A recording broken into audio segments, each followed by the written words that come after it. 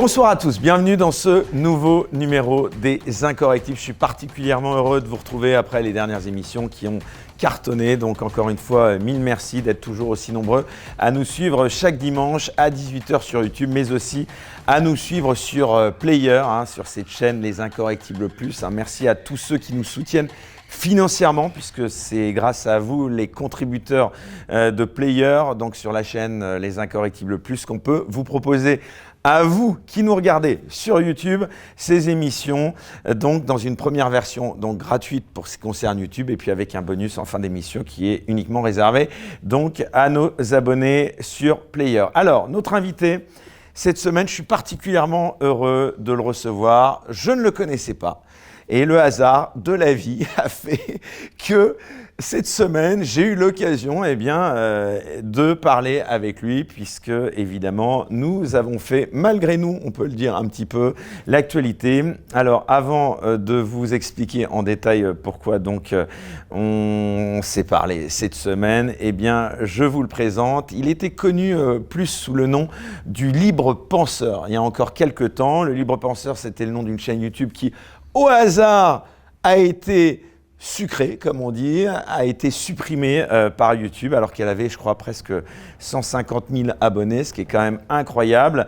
Il est dans la vie chirurgien-dentiste, il est père de 3 enfants, il vient exceptionnellement pour cette émission, donc on le remercie particulièrement.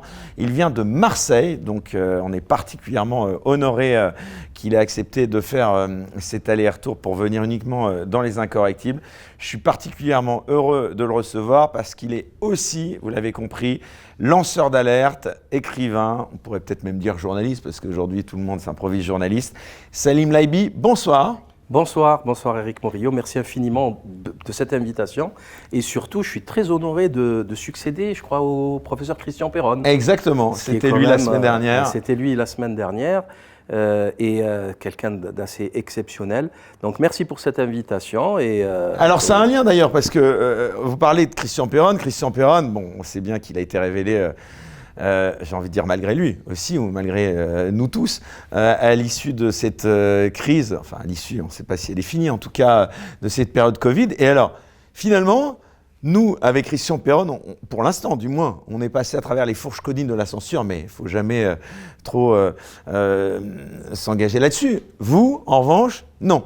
Vous avez, je le disais, perdu votre chaîne YouTube. Et alors, ça va nous amener à la discussion suivante. Donc, vous allez d'abord, racontez-nous comment le Libre Penseur, puisque c'était une chaîne YouTube qui était quand même très connue parmi les médias alternatifs, qu'est-ce qui s'est passé ? C'est d'abord un site internet, depuis 2006-2007. C'est d'abord un site internet donc, sur Free. Donc, rappelez-nous le site. C'était lelibepenseur.free.fr. D'accord. Après, je l'ai professionnalisé, on a acheté les noms de domaine, etc. Petit à petit, on s'est professionnalisé. Donc, j'ai commencé à faire des vidéos en 2006, 2007, 2008, qui étaient vues des millions de fois à l'époque, sur YouTube, sur Dailymotion à l'époque. Dailymotion était plus puissant que YouTube. Il n'y avait pas encore Facebook, il n'y avait pas tout ça. Et petit à petit, après, on a intégré toutes les plateformes qui se présentaient. Malheureusement, j'ai été censuré à de nombreuses reprises sur Dailymotion, sur YouTube. La dernière sur YouTube, c'est quand même 144 000 abonnés. Bon, sans oublier le shadow banning, parce que on nous empêche. Ça, on n'en parle pas. Moi, j'avais le compteur qui diminuait. Ça, c'est la censure la plus subliminale. Ah oui, et elle est vicieuse parce que les gens ne s'en rendent pas compte. Et on ne peut rien faire contre. On ne peut rien faire contre, absolument rien, si ce n'est les attaquer en justice. Nous, on pense qu'on est shadow ban dans Les Incorrectibles. Oui, c'est sûr et certain. Il n'y a pas les cloches des abonnements. Avec Christian Perron, faire moins de 200 000 vues, c'est suspect. C'est une évidence. Et justement, pourquoi tout ça ? Parce qu'on est blacklisté, blackboulé par la doxa qui essaie de nous salir, de nous jeter des anathèmes avec des mots magiques, complotistes, anti-vax, anti-blabla, anti-blobo. Ah, ça, c'est les mots gagnants, oui. Les voilà, donc il y a des agents de la commandanture qui sont stipendiés pour ça et qui créent qui créent ces mots et qui nous les collent pour justement nous discréditer. Il y a des gens qui en souffrent, qui ne trouvent pas du boulot à cause de tout ça. Donc l'affaire est quand même grave. Nous, on en rigole, voilà. Parce que moi, je trouve que c'est presque des médailles. Mais finalement, c'est bien de le préciser, Salim. Oui. Il y a des gens qui finalement souffrent de ces qualificatifs dans leur vie professionnelle. Mais il faut parler 30 vous êtes à votre compte, vous. Oui, chirurgien dentiste. Moi, je suis à votre compte, donc ça va. Et je l'ai toujours dit, même s'il faut que j'arrête mon métier de dentiste, je ferai de la maçonnerie, il n'y a aucun problème. Je suis un très bon bricoleur. Et je ferai de la plomberie, de la peinture, vous inquiétez pas. Donc, personne ne fera pression sur moi de ce type-là, ça ne marchera pas. Mais il y a des gens faut se dire que maintenant, c'est très simple de faire une enquête sur quelqu'un. On met son nom. Donc, on met son nom, son prénom sur Internet, et après, on a des articles mensongers et orduriers, mais des âneries, complètement d'accord. Des trucs complètement stupides parfois. J'ai été victime d'un article du Point où on me traite d'islamiste d'extrême droite. C'est écrit dans le texte. Il faut le faire. C'est un oxymore, non ? On devrait quand même à un moment donné, mais ça passe. Et du coup, il y a des gens, j'ai une amie qui cherche du boulot, pour ne pas la citer, Chloé Framery, qui a du mal à trouver du boulot à cause de ça. Et ça, franchement, c'est très, très grave. C'est gravissime. C'est-à-dire que les gens qui font ça ont un objectif, c'est de nous disqualifier et de nous déconnecter de la société civile, quoi. On ne doit plus nous parler, on ne doit plus travailler. À un moment donné, on nous a interdit de circuler, d'aller dans les restaurants, de prendre le train. C'est quand même extrêmement violent. Voilà. Alors les gens s'en foutent quand ils ne sont pas concernés, mais si ça les touche, ils comprendront très très vite que c'est quand même assez grave. Alors, ça m'amène à parler justement de ce sujet qui nous réunit, parce que je rassure quand même les gens qui nous regardent, c'est pas l'objet principal de cette émission. Non, ce serait leur accorder trop d'honneur que de considérer qu'on a fait cette émission pour ça, mais on va quand même en parler parce que finalement, eh bien, malgré eux, ça me donne l'occasion de vous rencontrer. J'en suis particulièrement heureux puisque, en effet, cette semaine, ça a quand même fait un peu le buzz sur les réseaux sociaux. On en est arrivé à reparler de cette histoire de fact-checker, puisque ces gens, c'est un peu les commissaires de la pensée, autoproclamés commissaires de la vérité. Voilà, on refait parler d'eux et en particulier une association, un organisme, je ne sais même pas comment il faut l'appeler, qui s'appelle Conspiracy Watch. Alors attention, parce que sinon ils vont considérer après que voilà, on les insulte, on les diffame, ils vont dire qu'ils sont harcelés, enfin bref. Voilà, Conspiracy Watch et Rudi Reichstadt. Voilà, d'abord, vous avez, et là c'est ça qui est absolument dingue, puisqu'on le redit, on ne se connaissait pas, donc c'est à la suite de ça qu'en effet j'ai souhaité que vous veniez dans Les Incorrectibles aussi pour nous en parler.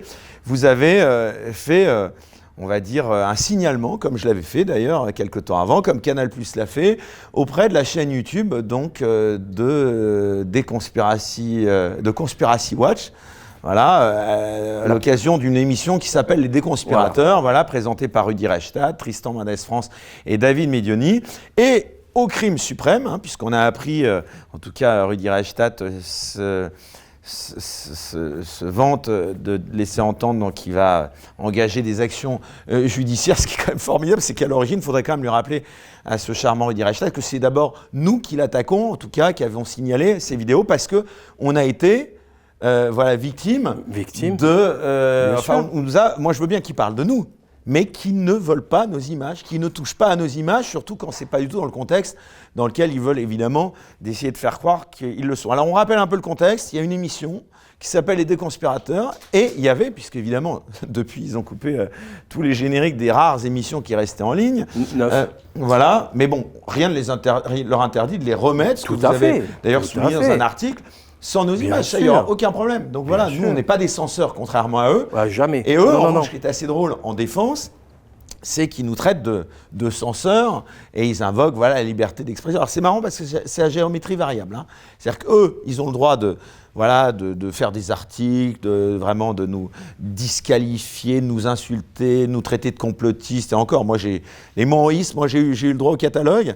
Donc vous en avez, je crois, signalé 35, c'est ça ? 35. Alors on rappelle, dans un générique, 35. Si c'est pas du harcèlement, ça, je sais pas comment ça s'appelle.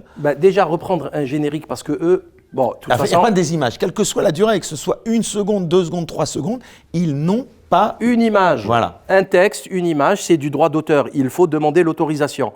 Code de propriété intellectuelle, c'est un truc basique. Ça, c'est des fact-checkers qui sont censés nous dire comment... Subventionnés par la DILCRA. Subventionnés par l'État, par la LICRA, par l'argent public. Il l'a dit lors de la commission d'enquête sur le fonds Marianne. Par la DILCRA. Par la DILCRA, oui. Mais non, mais c'est l'État, c'est le gouvernement, c'est le Trésor public. Donc, à hauteur de 150 000 €. Alors, c'est là où il y a eu un article de Blast. Moi, j'ai été juste. C'est lui qui l'a dit, moi, je l'ai entendu de sa bouche. Il lui a posé la question. Il parlait des subventions en général. Il disait que ça allait jusqu'à 50% du budget de cette association. Voilà. Et il laissait entendre qu'il était de l'ordre de 230 000 euros, ce budget de l'association. En 2023, c'était lors de la commission d'enquête, suite à l'affaire, au scandale du fonds Marianne. Marlène Schiappa, Mohamed Sifawi, etc. Donc, où on a vu qu'il fabriquait des vidéos ridicules qui étaient vues 7-8 fois et qu'il prenait pour cela des budgets annuels de 350 000 euros. C'est quand même... Non, alors là, il faut vraiment être précis. C'est pas 350 000 euros. Il disait que non, pas lui. Ah oui, là, c'est générale, voilà. Non, ça c'est Mohamed Sifawi avec son association. Il a pris... non, à la rigueur, Conspiracy Watch, ils ont quelques centaines... Ils ont 60 000 euros pour le fonds Marianne. Mohamed Sifawi, c'était des dizaines de vues. Ils ont fait, je crois, 9-10 vidéos et c'était un budget de 350 000 euros. Vous l'avez dit, concernant Rudi Reichstadt, de toute façon c'est vérifiable, c'est public. Ça, tout est il public, a dit 230 000 euros, 50%. Alors c'est public, oui et non, parce que on a appris beaucoup de choses lors de cette audition, parce que moi je me souviens qu'en 2019... Non, c'est public dans la commission. Voilà. C'est pas public voilà, mais pour ailleurs, trouver les dans chiffres... la commission, oui. Non, mais même les chiffres sont théoriquement publics, puisque c'est l'argent public. C'est vrai. Donc moi, j'ai réussi j'ai demandé d'ailleurs à la DILCRA, qui n'a pas pu faire autrement que de me transmettre en effet ces éléments. J'ai vu. Ils sont financés depuis 2017 par la DILCRA et ils osaient dire, en l'occurrence Rudi Reichstadt, c'était en 2019 sur Europe 1, qu'il ne touchait pas, qu'il n'y avait aucun lien avec le pouvoir en place. Et sur son site, sur la page. Et ça a changé entre le 9 juin et le 10 juin, il y avait écrit pas de subvention publique, et le 10 juin, parce que, en effet, Greg Tabibian et moi le soulignons, comme par magie, le lendemain, là, tout d'un coup, ça disparaît. C'est un mensonge, une manipulation,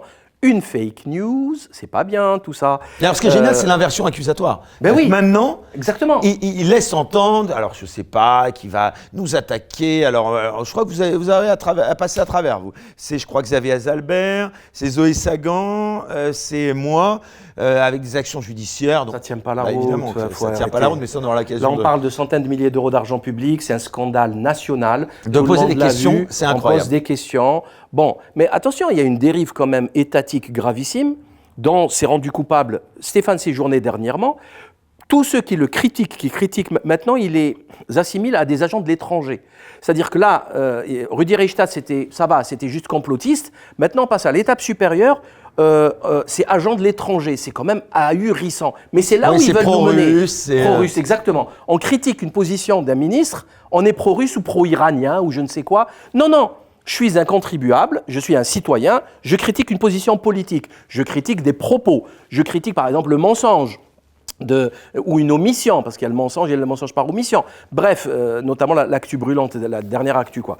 Et bon, pour revenir à Rudi Reichstadt, à Conspiracy Watch, donc j'ai signalé sur...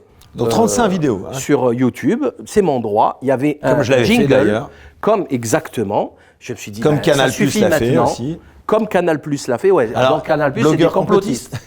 Canal+, c'est des méchants complotistes, c'est des anti-vax, oui, très bien. Son argumentaire est en train de s'effondrer, en fait. Donc c'est des droits d'auteur. Moi j'attaque, donc on l'attaque. Ce sera le 30 avril d'ailleurs, la première audience. Donc lui, ce qui est formidable, c'est comme par hasard. Ce 30 avril. Oui, ce 30 avril, la première audience a lieu. Bon, ça va prendre du temps, mais de toute façon, moi c'est décidé, je laisse pas passer ça. Et en effet, ce qui est drôle, c'est que lui, la ficelle est un peu grosse. On sent que voilà, pour faire un contre-feu, vous voyez, il laisse pointer qu'il y a des actions judiciaires, mais on l'attend. Moi, je me ferai un plaisir avec mon avocat. L'argent du contribuable. Il va payer encore des avocats. Voilà, la question c'est de avec savoir l'argent du contribuable. La DILCRA a annoncé cette semaine, au hasard, qu'ils renouvelaient leur soutien. D'ailleurs, on se demande de quel soutien il s'agit, puisque c'est évidemment un soutien financier, et comme vous le dites, avec de l'argent public, donc avec l'argent des impôts des Français. Voilà. Donc il commet des délits avec l'argent des impôts. Il commet des délits parce que c'est un délit. C'est 300 000 euros d'amende, 300 de prison, 750 000 euros et 7 ans de prison en bande organisée. Et si ça, c'est pourquoi ? C'est le délit de contrefaçon. C'est le délit de contrefaçon. Si on reprend, on le voit. Prenons Pierre Barnerias qui a fait ses Puisqu'on rappelle, c'était dans le générique et qu'il n'y a évidemment pas d'analyse critique dans ce qui est dit dans un générique. Alors, mais justement, nonobstant les sources. Parlons de ça. Quand on a le droit de reprendre une information, un extrait très court, ça s'appelle la loi d'Avsi. Et Code de propriété intellectuelle, c'est connu. Par contre, il faut accompagner ça. D'abord, il faut créditer l'information. Bien sûr, il faut ce qui n'est donner pas le cas, le lieu, la source, le numéro du journal, etc. L'auteur. Et deuxièmement, il faut donner une analyse. C'est-à-dire il faut que ça fasse partie d'un discours, il y a une valeur ajoutée. Donc je commence par quelque chose, je montre cette info. Et on débat dessus. Et je continue, je débat dessus, je rajoute autre chose, je fais une synthèse. Il faut faire ça. Un jingle, non, un jingle, c'est un outil de propagande destiné à faire connaître un objet pour le vendre. C'est l'habillage des vidéos qu'utilisent toutes les chaînes. C'est ça un jingle. Donc son argumentaire ne tient pas la route. Et c'est répété, donc pour vous 35 fois, pour moi une vingtaine de fois. Plus. Donc, et alors on appelle ça comment? C'est pas du harcèlement, ça? Ça, mais ça, c'est... Non, mais attendez. C'est formidable, moi je pose la question. Éric, excusez-moi, mais là, ce qui me sidère, donc j'ai rappelé, hein, c'est 300 000 euros, c'est 3 ans de prison, mais en bande organisée, c'est 750 000 euros et 7 ans de prison, mais en récidive. Donc, je ne sais pas si vous vous rendez compte, moi je suis choqué par l'incompétence et l'amateurisme de cette équipe. Vous voulez striker leurs vidéos pour droit d'auteur de manière totalement légitime et légale, et ils refont la même chose. Ils récidivent, ils remettent le jingle, mais avec mon contenu, mon matériau, mes vidéos à moi. Du coup, rebelote. Je fais un signalement de droit d'auteur. Donc, ils n'apprennent pas, en fait. C'est ça. Ils n'apprennent pas de leurs Ils erreurs. même, parce que moi, il avait remis, comme vous dites, avec un tampon censuré. Oui. Parce que ça, c'est... Voilà. Bon, mais là, suite à votre signalement... C'est faux, c'est pas censuré. C'est des droits d'auteur. C'est ça qui est fou. C'est pas censuré. On fait juste respecter nos droits. Allez, même si vous voulez les censurer, comment vous feriez? Il n'y a que le gouvernement qui peut censurer. Il faut que quelqu'un ait du pouvoir pour pouvoir censurer. Qui en est pour censurer? Et d'ailleurs, je ne suis pas pour leur censure. Mais bien sûr, moi je suis pour qu'ils... Mais la preuve, moi ils avaient fait un article, ils m'ont complètement traîné dans la boue. Je veux dire, j'avais même à un moment donné... Voilà, c'est une médaille. Il faut que je parle de mon article. Allez-y. Ah non, il faut que je parle. Non, mais le mien est pas mal, hein, Salim, je suis sûr. Bon. Non, j'ai pas vu le vôtre. Non, le mien, il est exceptionnel, exceptionnel. Déjà, ma date de naissance est fausse. D'entrée de jeu, 76 au lieu de 75. Ma date de naissance, elle est sur Facebook, Twitter, c'est cadeau, elle est partout. C'est quand même, c'est fort. Franchement, c'est fort. La vérifie, fact-checker. Non, mais c'est exceptionnel. Deuxièmement, mon frère. Ils lui ont sorti un métier, mon grand frère, un métier dans l'armée de haut gradé, dans la sécurité, genre pour créer genre un personnage sulfureux. Je suis protégé par les services de renseignement algériens, je ne sais pas. Mon frère n'a jamais fait l'armée, jamais. Il n'a pas mis le pied dans une caserne. C'est clair. C'est quand même phénoménal. On me sort l'histoire de mon oncle qui est décédé il y a 31 ans, qui était certes chef du gouvernement et qui serait quelque part derrière tout ça. Hein? Donc il est mort il y a 31 ans. 31 ans, il y a une génération et demie. Le monde a changé. On me sort, qu'est-ce qu'on m'a sorti encore? Oui, ils ont repris l'article du Point d'Aziz Zemmouri, l'article du islamiste d'extrême droite. Dans cet article, Éric, il faut lire le droit de réponse de la magistrate. C'est un pur article complotiste qui dit que je suis protégé par la magistrature marseillaise. Enfin, c'est complètement délirant. Donc la magistrate, elle n'a pas aimé, elle a demandé un droit de réponse au Point, et le Point a été obligé de le publier. Donc on a un droit de réponse qui fusille l'article d'Aziz Zemmouri, qui est tombé après avec l'affaire Corbière-Garrido, où il a inventé une petite maghrébine qui a été esclave du couple, etc. Donc il a disparu, il ne travaille plus dans la presse. C'était un des plus gros scandales de la dernière décennie de la presse papier corrompue parisienne.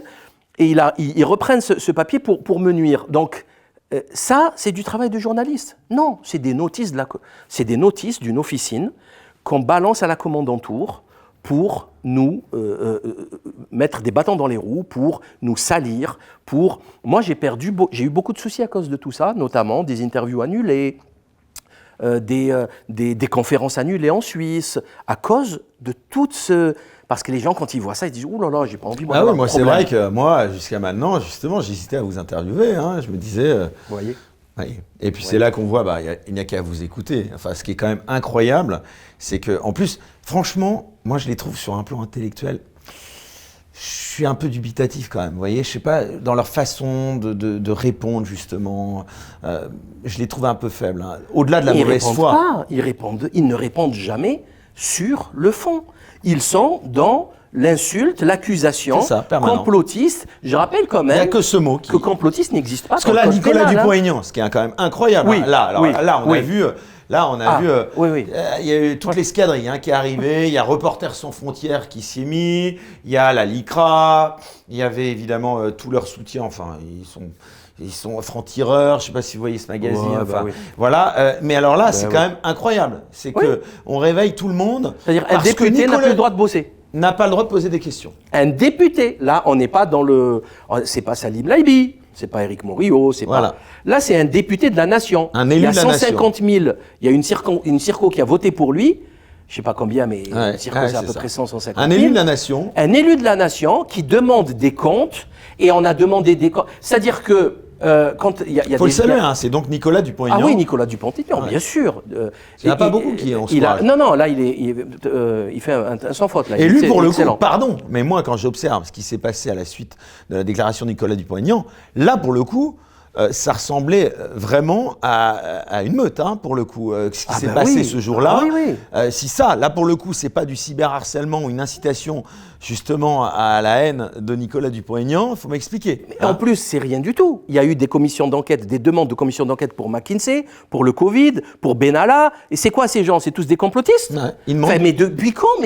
Comment c'est possible de devenir aussi bête et aussi bas de plafond? Mais ça n'a aucun sens. C'est un député, c'est ça son job en fait. On va reprocher à un médecin de soigner les malades en fait. Quoi qu'on l'a fait pendant le Covid. Non mais de demander ce qu'on fait de l'argent public. Qu'est-ce qu'on fait? On a le droit tous de le faire.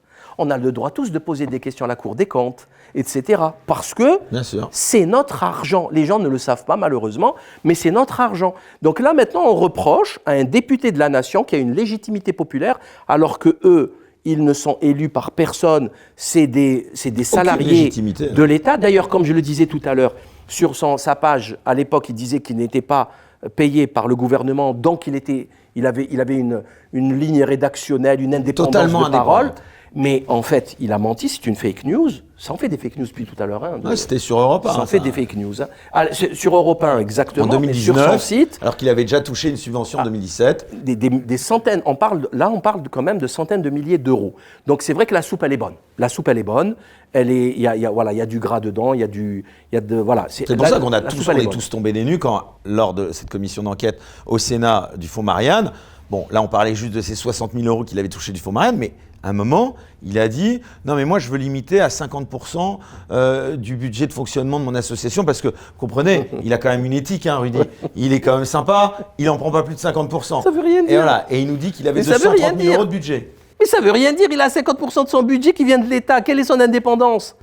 Est-ce qu'il peut maintenant taper sur l'État ? On a vu Aurore Berger, il y a un article de Mediapart qui explique qu'elle a interdit l'embauche d'une personne, au cadre, quelqu'un de compétent, pour ses positions politiques.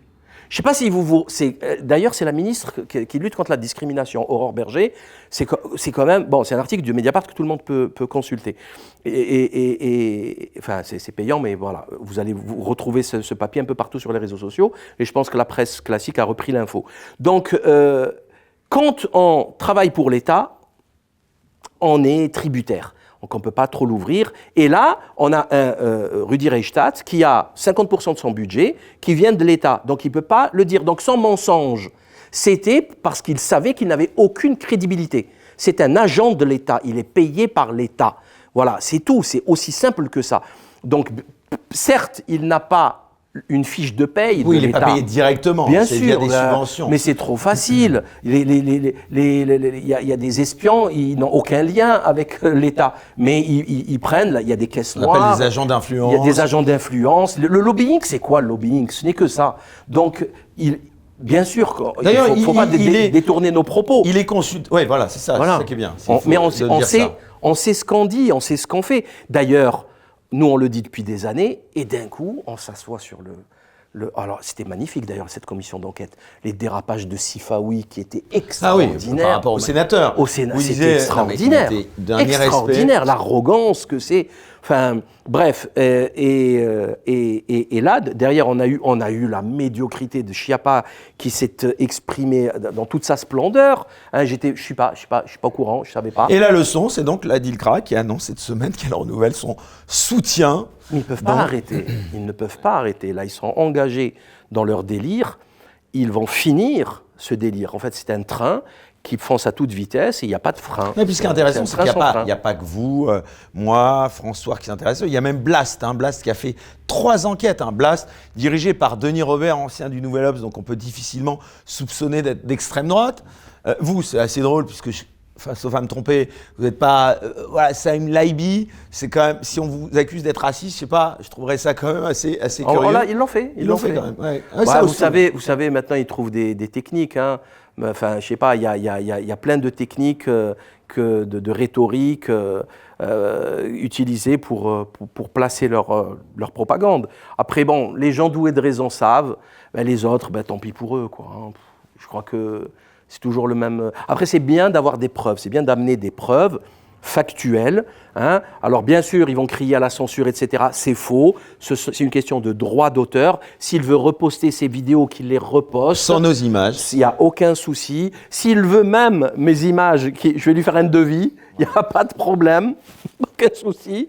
Donc, vraiment, ce n'est pas un souci. Nous, on pose des questions de politique intérieure, de gestion de la liberté d'expression, de l'opposition.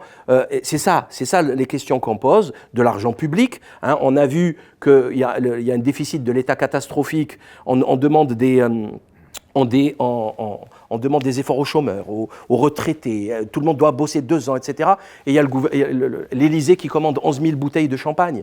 Donc, pour les 4 prochaines années, c'est quand même...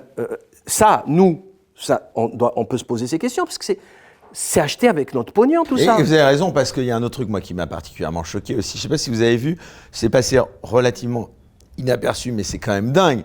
Est-ce que vous avez vu quand même que, je crois que c'était juste 2 jours après, en plus, l'attaque au couteau à Bordeaux. On est dans une période où il n'y a jamais eu un risque de guerre mondiale aussi important. Et qu'est-ce qu'a fait, il y a quelques jours, enfin c'était la semaine dernière, Emmanuel Macron à l'Élysée un vendredi soir, il remet la Légion d'honneur à Thierry Ardisson. Et là, je vois des photos sur les réseaux sociaux, on voit un invité de M. Ardisson.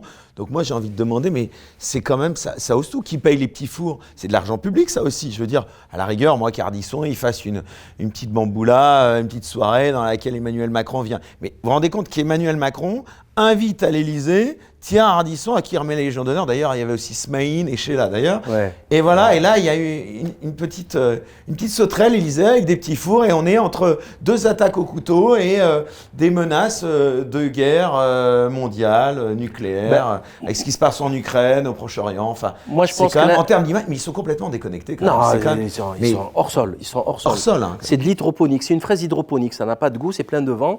Ça n'a aucun sens. Il n'y a pas de vitamines, il n'y a rien. Ils sont hors sol. Ardisson qui l'insultait en plus quelques temps avant. Ah oui, agent de Bruxelles et des banques. Pour une fois, on m'accuse souvent, je défends presque Macron là-dessus. Vous avez quand même le président de la République qui honore de la Légion d'honneur la plus haute distinction pour mérite imminent rendu au service de la nation. Quand même, on le rappelle, quand même, on se demande, c'est parce que c'est peut-être poser la question à Rocard, tu sais, c'est trompé, je sais pas si ça apporte, enfin, je sais pas, ça doit être ça, un service éminent rendu à la nation. Je me pose des questions, mais enfin, surtout, le mec, il lui crachait à la gueule, quoi.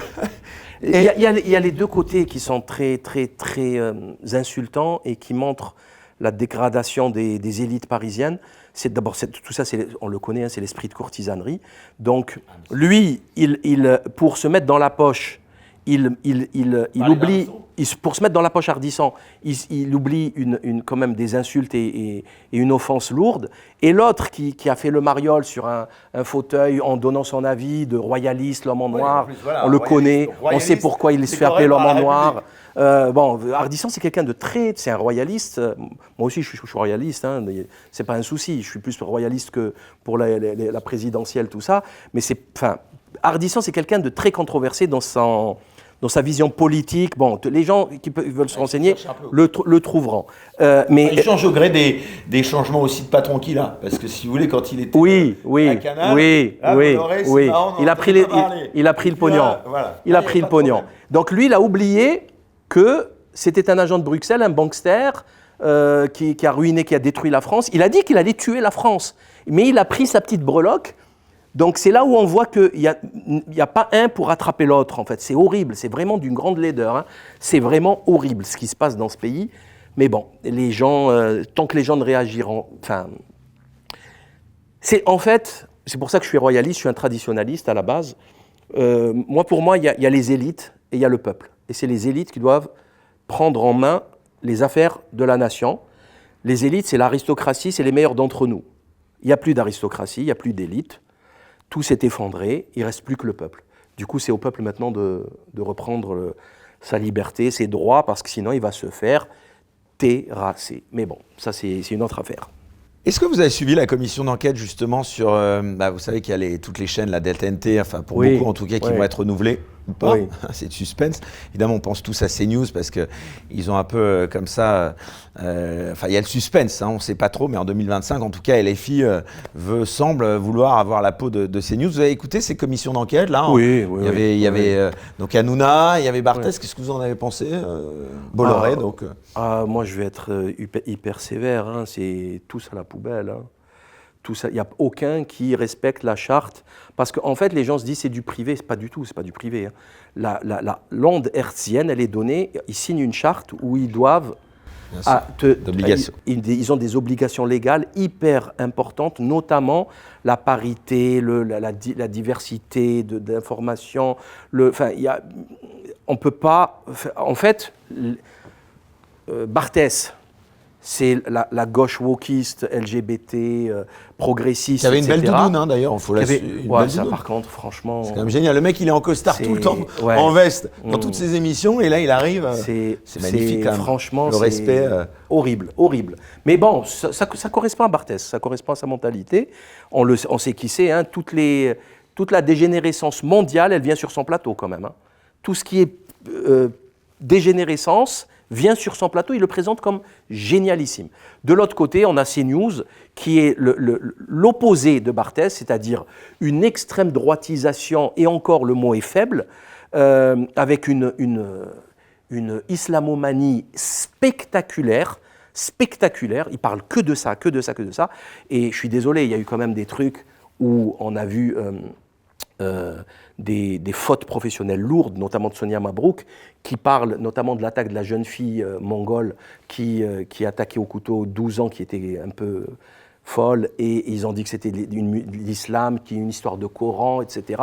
Alors que les journalistes de terrain lui disaient non, on ne sait pas encore, il ne faut pas le dire, on est en train de vérifier, patienter. Elle n'a pas voulu patienter, elle a balancé une fake news. Donc ça, là aussi, c'est problématique. Écoutez, c'est simple, Eric. La ligne éditoriale de CNews. Il n'y a personne qui fait de l'info dans ce pays. Personne. Et certainement pas les milliardaires. On appelle ça une danseuse. C'est des outils de propagande pour leurs intérêts. Ils se règlent des comptes. Moi, j'ai quelqu'un qui me racontait dans la presse papier qu'il y a de très grands journalistes qui prennent des belles enveloppes pour faire des articles.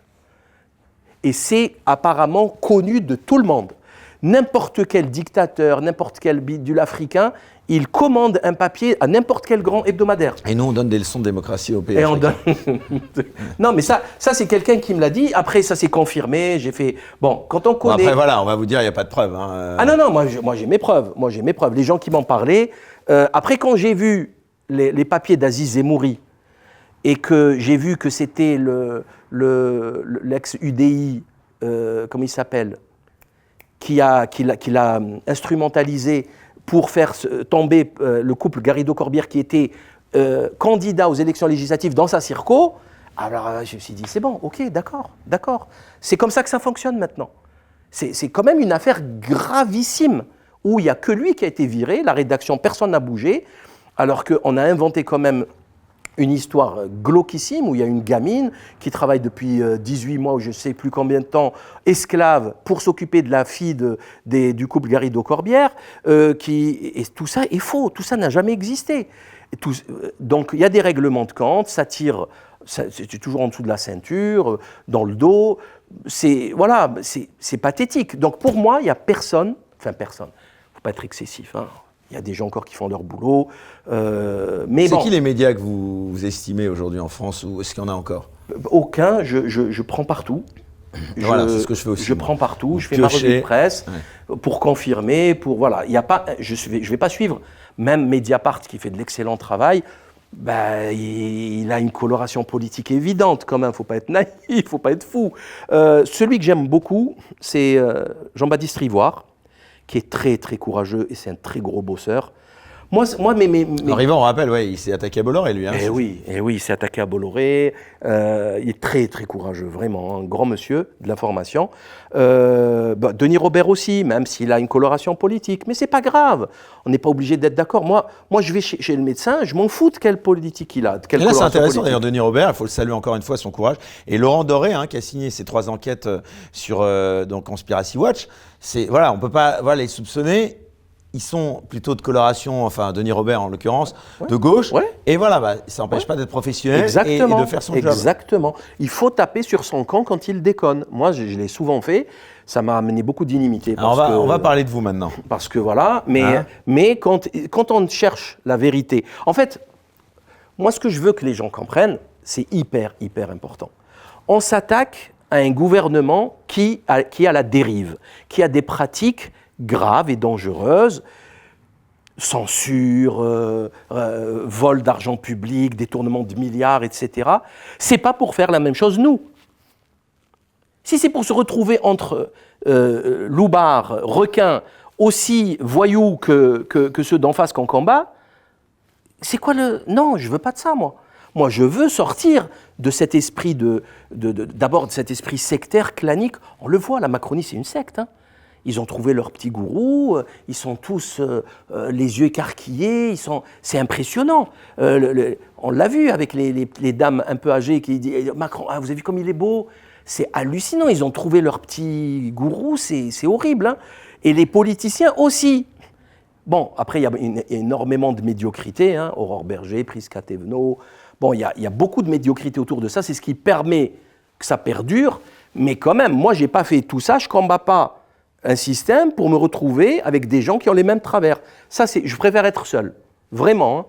Donc, ça, il n'y a pas tout le monde qui est prêt à faire ce travail, parce qu'on prend des coups, on se retrouve aussi un peu seul, c'est comme ça.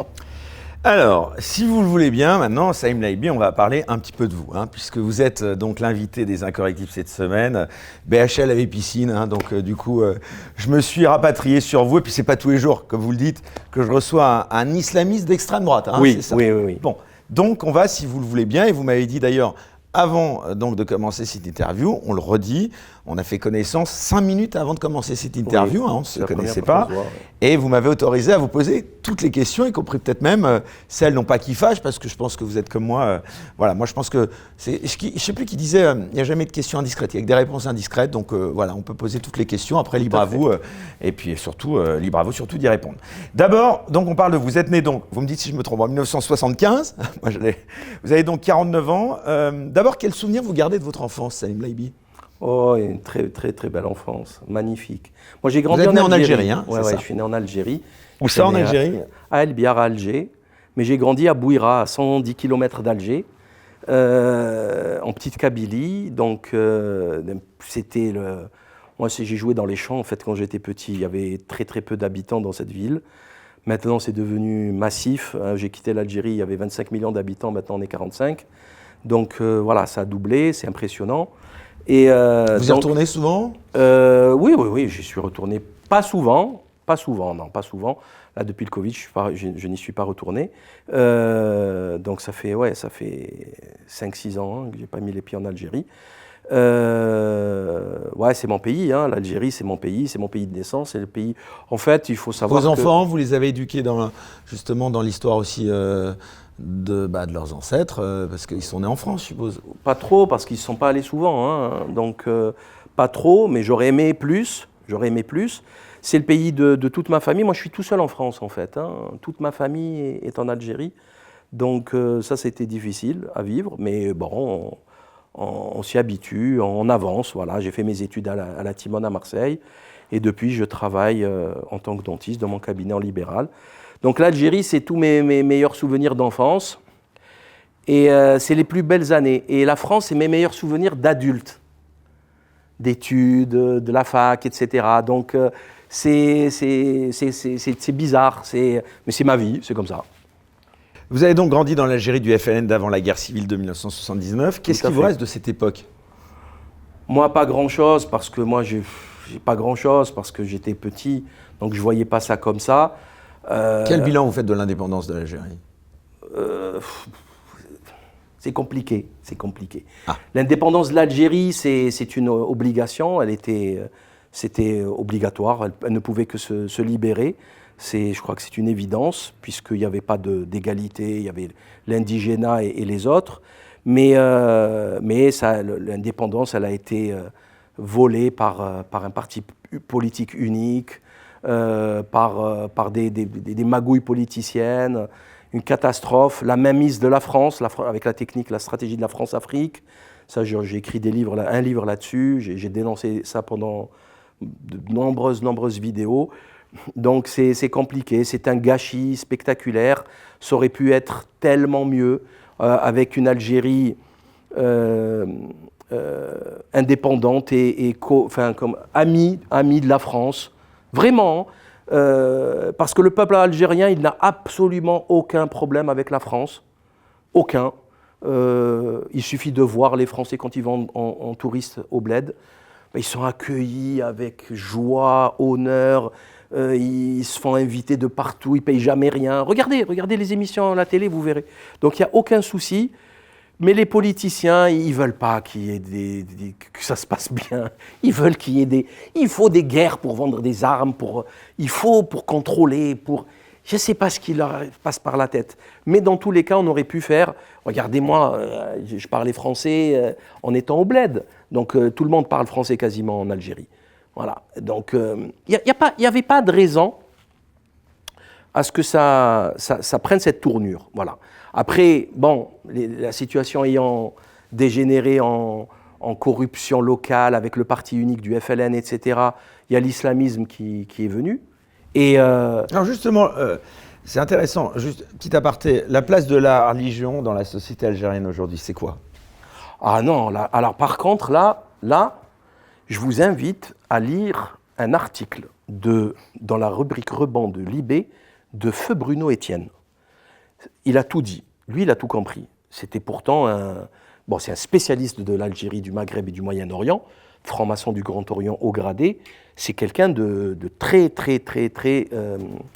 instruit sur la question algérienne. Il a écrit plein de livres sur l'émir Abdelkader, la colonisation, il connaît par cœur. L'Algérie, c'est pas la France. L'Algérie, c'est une société traditionnelle. La religion, c'est 100% de la vie de chacun. Pas tous, il y a des athées, il y a des chrétiens, il y a des juifs. Il n'y a aucun problème là-dessus. Mais le musulman, une grande majorité est quand même sunnite, malikite, il y a très peu de chiites, il y a des chrétiens, il y a des juifs comme je le disais, il y a des athées, il y a eu des communistes en Algérie, j'en connais, mais le 95% de la population algérienne, elle n'est pas spirituelle, elle est religieuse.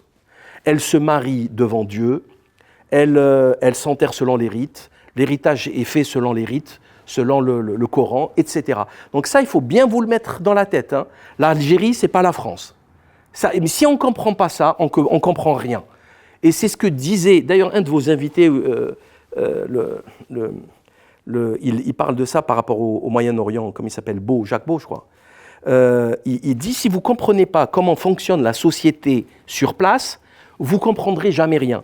Pourquoi il disait ça? Parce qu'il disait que les Juifs israéliens de maintenant, c'est des Européens. Donc ils sont venus avec leur paradigme européen. Ils ne peuvent pas comprendre la mentalité sur place, parce que c'est un autre paradigme. Et ça, pour moi, je pense que c'est essentiel à comprendre. Je ne sais pas, les gens ici, par exemple, ça me fait rire à chaque fois, mais cette inculture est quand même, moi, elle me fait peur. Hein. Vous savez combien de fois un Algérien dit Allahu Akbar ou Allah dans sa bouche par jour? Je ne sais pas, peut-être 100 fois, 200 fois. Mais vraiment, hein, c'est des formules de politesse du quotidien. C'est comme ça qu'était la France il y a 200 ans. Hein. Ok? Dieu était dans la bouche des gens tout le temps. Ça a été laïcisé, tout ça, etc. Bon, mais en Algérie, au Maroc, en Tunisie, c'est toujours le cas. C'est-à-dire que les gens, ils disent, par exemple, tu peux te pousser, Allah yarham waldik, que Dieu ait de la miséricorde pour tes parents. Ça, cette parole-là, elle sort toute Comme seule. s'il vous plaît, quoi. C'est s'il vous plaît, ça. C'est juste s'il vous plaît, ça sort tout seul, ça. Et il y en a des centaines des propos comme ça. Donc c'est la société, c'est comme ça. C'est bien, c'est pas bien. Chacun y verra, jugera comme il le souhaitera. Mais c'est le réel. Et si on ne prend pas en considération le réel, ça s'appelle de la folie. Parce qu'il n'y a que les fous qui refusent le réel. C'est une démocratie, selon vous, l'Algérie, aujourd'hui?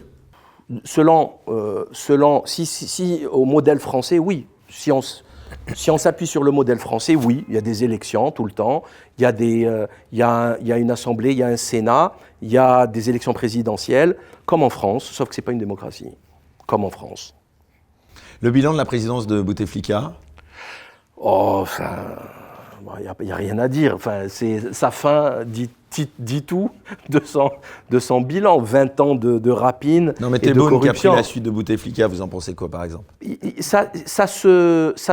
Comment dire, j'ai plusieurs, autour de moi, j'ai plusieurs avis divergents. Il y en a qui disent que, je discutais avec un membre de ma famille, il n'y a pas longtemps, qui était surpris, qui ne sont pas protébounes pourtant, qui était surpris de l'amélioration de la situation en Algérie. Voilà, une vraiment impressionnante amélioration de la situation, sauf que d'autres disent que c'est exactement l'inverse. Après, moi, j'ai été un grand animateur du Hirak à Marseille. Eh oui. On rappelle ce que c'est, le mouvement. Le mouvement de libération de l'Algérie, où il y avait populaire, où il y avait 10, 15, 20 millions de personnes qui sortaient le vendredi et le mardi, c'était les étudiants, de manière totalement pacifique. Le Hirak, ça veut dire le mouvement. Et j'animais ça à Marseille avec des amis, on faisait des déclarations à la préfecture, etc. Mais depuis le Covid, bon, après, ça s'est arrêté à cause du Covid, et en plus, il y a eu d'autres... il y a eu d'autres priorités de l'actualité. Donc, franchement, actuellement, je ne suis plus trop l'actualité algérienne, politique algérienne, comme du temps du Hirak. Du temps du Hirak, je connaissais absolument tout, de tout et de tout, tous les détails, tout ce qui se passait, tout ce qui était emprisonné, parce qu'il y a eu quand même l'emprisonnement de plein de premiers ministres, de généraux. Enfin, ça a énormément bougé. Entre-temps, ça s'est retourné, il y en a qui sont revenus aux affaires, mais franchement, je suis ça de très loin actuellement. D'ailleurs, j'estime que la situation mondiale est tellement plus dramatique que même, un pays comme l'Algérie n'a pas son mot à dire dans ce qui va se passer. Voilà, même la France n'a pas son mot à dire. C'est dire la gravité de la situation, la France qui est devenue un vassal de Washington et de Londres, et donc même la France n'a plus son mot à dire. On a vu là, apparemment, l'Ukraine a accepté des pourparlers de paix initiés par l'Allemagne avec la Russie, donc il y a la Chine, etc. Macron, je crois, il n'était même pas au courant. Oui, j'ai fait un tweet là-dessus de Mélenchon qui disait que voilà, il avait été zappé. Exactement, c'était Mélenchon qui avait retweeté, qui avait tweeté ça, vous l'avez retweeté. Donc c'est quand même, voilà, il y a des choses qui m'intéressent, qui sont, j'ai pris de la hauteur en fait. Voilà. On va en parler dans un instant de l'Ukraine et évidemment du Proche-Orient, mais avant cela, Salim, pourquoi les relations entre la France et l'Algérie sont toujours aussi tendues ? C'est faux, c'est pas tendu, c'est faux. Franchement, c'est faux. Pourquoi c'est faux ? Parce qu'il y a des dizaines de milliers de... Pardon, mais alors, c'est intéressant. Je vous laisse développer. Puis je vais vous expliquer. C'est du cinéma. Les trucs, là, les chicayas, là, c'est du cinéma.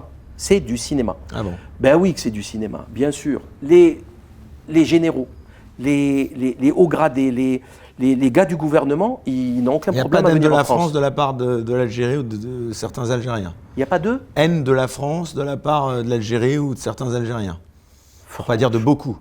Alors, je vous donne un exemple. Ouais. Je vous donne un exemple. Un exemple familial.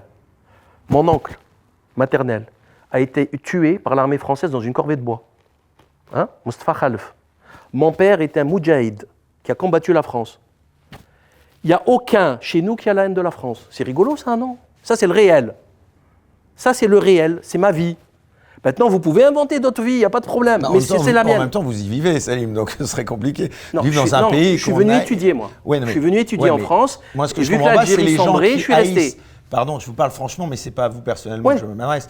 Moi, j'avoue que j'ai toujours du mal à comprendre des gens qui haïssent Alors, je ne parle pas de ceux qui sont nés, en effet, ici. Mais encore que ceux-là aussi, c'est un peu incompréhensible, parce qu'étant nés en France, ils ne devraient pas forcément l'haïr. Mais bon.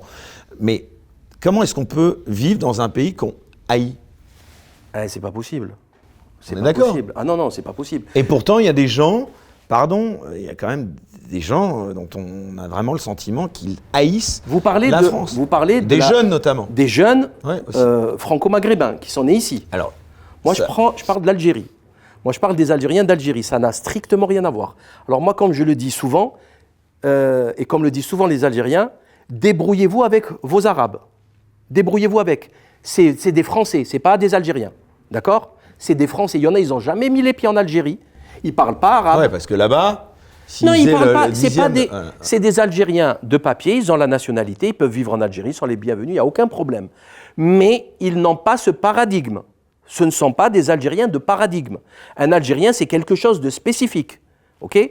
Donc, je ne sais pas, par exemple, un Algérien, je suis désolé, il ne peut pas ne pas parler arabe, par exemple, ou kabyle, ou les langues locales. La langue nationale, c'est l'arabe. Il ne peut pas connaître les codes de la société civile. On est d'accord que civile. pour ceux qui naissent en France, vos enfants justement qui sont nés en France, ils ont d'abord appris, c'est le français leur langue quand même. Oui, c'est vrai, complètement. Mais moi, je leur fais apprendre l'arabe aussi. Je leur fais apprendre l'arabe, d'ailleurs pas que l'arabe, l'anglais aussi, les maximums de langues. Là, je suis en train de chercher un prof en chinois. Non, mais sérieusement, parce que plus on connaît de langue. Pourquoi je vous demande ça? Parce que vous avez, on le voit, et puis je le rappelais, vous avez une voix qui porte, importante.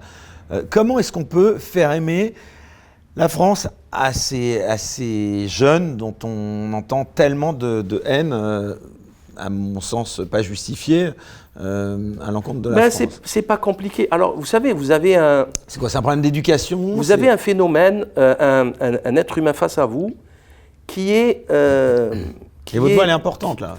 C'est pas de la prétention, hein, c'est juste le hasard de la vie qui est rare. Je suis quelqu'un de rare. Je viens d'Algérie, je suis parfaitement. Comment on appelle ça, le terme?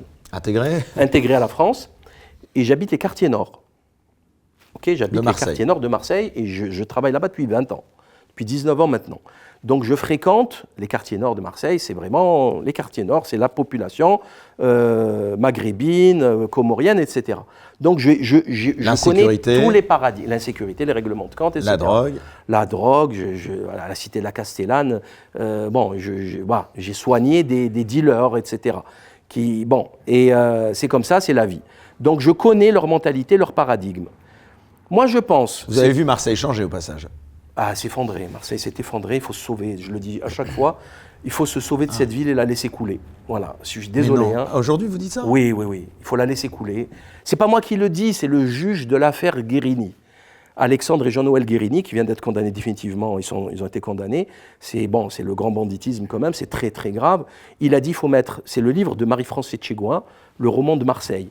Et il a mis sur écoute Alexandre Guérini. Et il a dit clairement, il leur a dit, il faut mettre Marseille sous cloche, il faut arrêter toute élection, il faut mettre un coup de pied dans la fourmilière, ça ne sert plus à rien, cette ville ne sert plus à rien. Tout est corrompu. La mairie, le conseil général, c'est pas moi, c'est le juge. Lisez ce livre, il est spectaculaire. Donc tout est corrompu, c'est impressionnant, tout.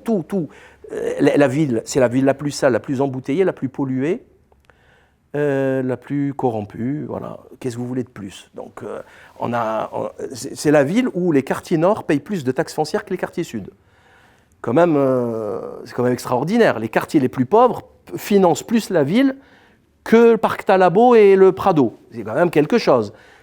On peut pas faire pire. Bon, pour revenir à la question des Maghrébins. Vous voyez, par exemple, vous allez me parler des Maghrébins qui n'aiment pas la France. Non, mais je vais vous demander aussi si vous n'avez pas ressenti, vous, le racisme systémique. Ça aussi, vous voyez... Non. J'ai eu des problèmes de racisme pour des locations. Quand vous êtes arrivé en France, vous avez connu... Quand je suis arrivé en France, je suis resté longtemps dans les études, donc fac, cité universitaire. Non, franchement, non. Après, quand j'ai commencé dans la vie professionnelle, j'ai eu quelques soucis quand même, mais c'était pas méchant. On ne peut pas dire que la France est un pays raciste, ça serait d'une grande injustice, parce que sinon je ne serais pas là, moi. J'ai fait mes études, je travaille, je sais pas... Même dans les quartiers nord, plus de 50% de ma patientèle, c'est des Français de souche. Donc, si c'était raciste, ils ne viendraient pas chez moi. On ne peut pas dire ça. Par contre... Ah, vous êtes peut-être un bon médecin. Pardon. Avec les années, peut-être que je me suis amélioré, effectivement. Non, mais non, c'est pas vrai. Les Français ne sont pas racistes. Les Français sont pas racistes. Il y a des racistes, comme dans toutes les nationalités, toutes les ethnies du monde. Je dirais même que c'est congénital. Tout le monde veut rester entre soi pour rester dans son paradigme. C'est normal, c'est pas méchant. Le communautarisme, c'est naturel, faut pas déconner. Hein, les bourgeois, ils font bien des rallyes pour marier leurs enfants entre eux. Tout le monde le sait, ça. Donc, quand c'est les riches qui le font, c'est bien. Quand c'est les pauvres qui le font ou les damnés, on dit oui, ils sont méchants. Non, c'est naturel. Par contre, c'est pas parce que je veux rester dans l'entre-soi avec ma communauté que je n'aime pas l'autre ou que je lui veux du mal. Et non, donc les jeunes. Alors les jeunes. Donc les jeunes, voilà. Moi, je parle des jeunes que je connais. Moi, je connais plein de jeunes. Après, il faut dire que c'est mon métier, qui sont ultra diplômés, des médecins, des dentistes, tout ce qu'on veut. C'est bien de le rappeler. C'est des patriotes, mais plus que des Français de souche. Hein. Moi, je connais des Français de souche qui ont abandonné la France. Hein. Ils ont abandonné la France à son sort. Ils n'en ont rien à cirer de la politique. McKinsey, ils n'en ont que faire. Ils veulent juste manger, photographier leurs plats dans les restaurants, les mettre sur Instagram. C'est tout. Donc ça, on peut le dire aussi. Après, concernant les jeunes qui ont cette haine, les amis, il ne fallait pas les balancer à 15 km des quartiers, des centres-villes, sans bus, sans métro. Il ne fallait pas les balancer dans des bâtiments, des tours HLM, tous au même endroit. Et non. Moi, je peux vous raconter l'histoire d'une patiente à moi, une franco-algérienne, qui est de la Castellane. Ça fait 10 ans qu'elle fait des dossiers pour changer de résidence. 10 ans qu'elle fait des dossiers qui ont été refusés. Elle veut quitter la Castellane, elle ne veut pas rester là-bas. Et bien dernièrement, il n'y a pas longtemps, les flics lui ont défoncé la porte, ils ont mis tout le monde, ils se sont rentrés, ce truc de drogue, les flingues, les fusils à pompe sur la tempe, un scandale, enfin, un traumatisme énorme. Le chien s'était trompé, le chien renifleur s'était trompé de porte. Voilà. Donc, parlons du trafic de drogue. Qui laisse faire? On l'a vu, François Thierry, le patron de l'Octrice. C'est lui qui faisait rentrer, c'était dans les Champs-Élysées, pas loin à Paris, là, des Champs-Élysées, qu'ils avaient trouvé une fourgonnette de 700 kilos de drogue de Sofiane Ambli. Là, il y a une policière et un policier à Marseille qui viennent d'être condamnés parce qu'ils donnaient des informations, des fichiers de police à un gros dealer qui s'appelait Salim Benyoub. Salim Benyoub, c'est sorti dans la presse, hein. Ils ont été condamnés, il les a achetés avec de la cocaïne, elle lui a fait faire des faux mariages blancs, 20 000 €, c'est une Française de souche, qui est corrompue par Donc le gars, avec ces informations, il a kidnappé un de ses concurrents, ils l'ont séquestré, ils l'ont torturé. Ça, c'est public. Enfin, vous allez trouver ça dans la presse, hein. J'en ai parlé dernièrement. Donc, pourquoi la police ne met pas fin à ce trafic de drogue? Pourquoi on ne passe pas un coup de fil au Marzen marocain en lui intimant l'ordre de cesser immédiatement la culture de cannabis dans le Ketama marocain? Point à la ligne. Sinon, on gèle ses avoirs en Europe, etc., etc. Par Google Earth, on voit des territoires immenses de cannabis dans le nord du Maroc. Il ne tombe pas du ciel, le cannabis qui est fumé en France. Pourquoi personne ne fait ça? C'est rigolo quand même. À un moment donné, il faut taper à la source. D'où vient ce cannabis? On dirait que le cannabis, on le trouve dans la rue en France. Non, il traverse la frontière par des bateaux, etc. On sait comment ça se passe. Donc, il faudrait mettre un coup de pression sur le roi du Maroc qui règle un petit peu... Voilà, qui transforme la culture du cannabis en culture... Vu les rapports entre la France et le Maroc aussi, c'est pas simple. Oui, c'est vrai. Actuellement, le Maroc s'est tourné vers les États-Unis et de très très mauvais rapports avec la France. Mais ce n'est pas une raison. Hein. Vous avez vu ce qu'on a fait, on a détruit l'économie française avec la Russie pour l'Ukraine.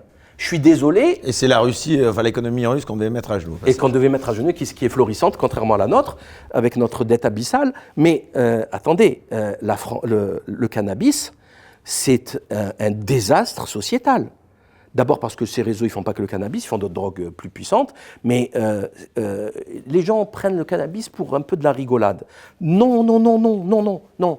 Quand on fume 10, 15, 20 joints, on risque de la schizophrénie, on risque des maladies très graves. Très, très graves. D'abord, c'est des gens qui... Je ne parle pas de ceux qui fument le joint du samedi soir. Hein. Ça n'a quasiment aucune conséquence sur la santé. Celui qui a transformé les 20 cigarettes par jour en 20 joints, lui, il est foutu.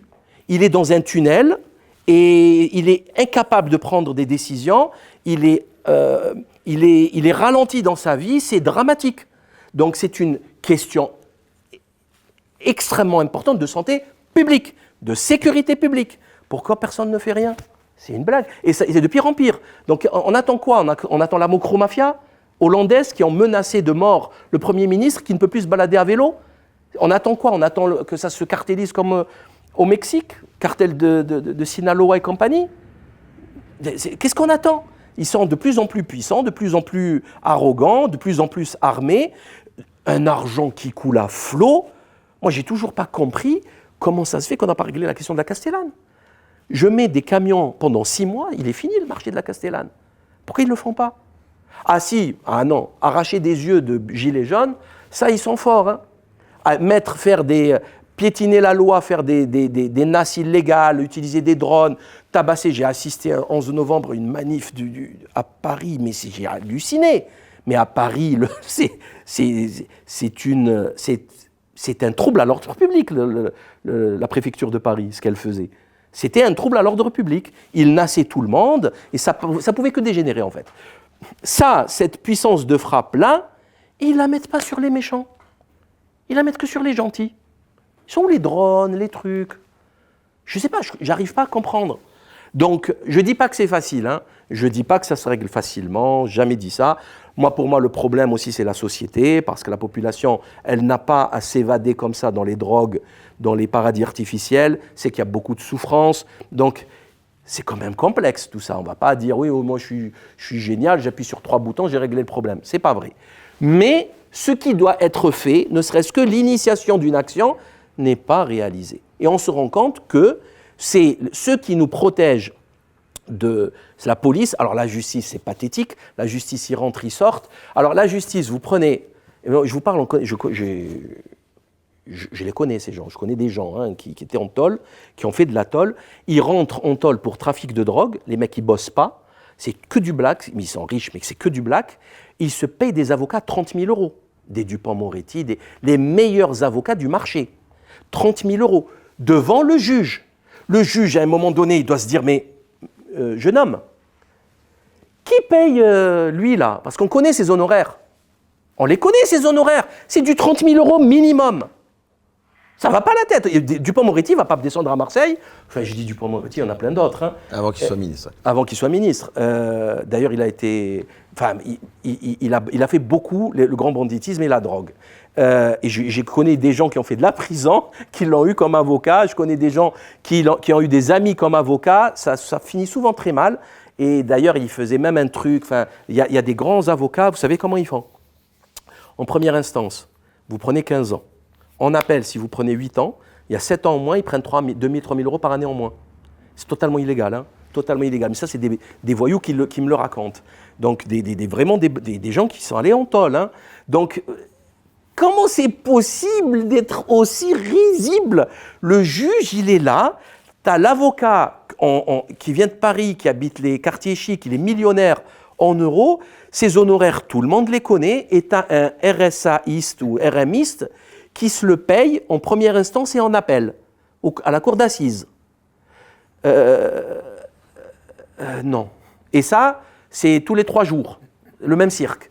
Donc c'est du black, donc l'avocat touche l'argent de la drogue, mais vous rendez, il y a tout qui s'effondre. Il y a tout qui s'effondre. C'est vertigineux. C'est vrai qu'on ne le dénonce pas, ça. C'est vertigineux, c'est vertigineux. Alors, Salim Laibi, au fur et à mesure donc, de votre vie, on vient à vous, vous avez été connu donc, comme le libre penseur, donc un titre que vous êtes attribué. Qu'est-ce que ça signifie, ce surnom que vous êtes donné? Le libre penseur, en fait, je voulais dire, moi... Être un libre penseur aujourd'hui, ça veut dire quoi? C'est quelqu'un qui... En fait, moi, vraiment, le terme que je voulais, c'était le libre parleur. Mais ça sonnait pas. Ça sonnait pas. C'est quelqu'un qui est libre de sa parole. Après, j'ai dit, bon, de toute façon, c'est pareil, le libre penseur, c'est pareil. On ne parle pas sans penser, hein, sans réfléchir. Donc, j'ai pris le libre penseur. C'est quoi le libre penseur? C'est très simple. J'ai remarqué un truc dans ce pays qui est quand même assez hallucinant et qu'on ne retrouve pas au Maghreb, par exemple. J'ai discuté avec des gens qui ont peur de parler, de donner leur avis. Et ça fait vraiment flipper. Et bientôt, ça va être de penser. Et genre, on discute, après il fait ça comme ça. Il n'y a personne. Qu'est-ce que tu fais là? On n'est pas filmé. Parle. C'est-à-dire, les gens ont intégré que ce sujet-là était interdit, qu'il ne fallait pas... Et là, franchement, c'est extrêmement violent. Alors on me dit souvent, ouais, t'es fou, pourquoi tu dis ça? T'es courageux, t'es pas courageux. Non, il n'y a ni courage, ni folie.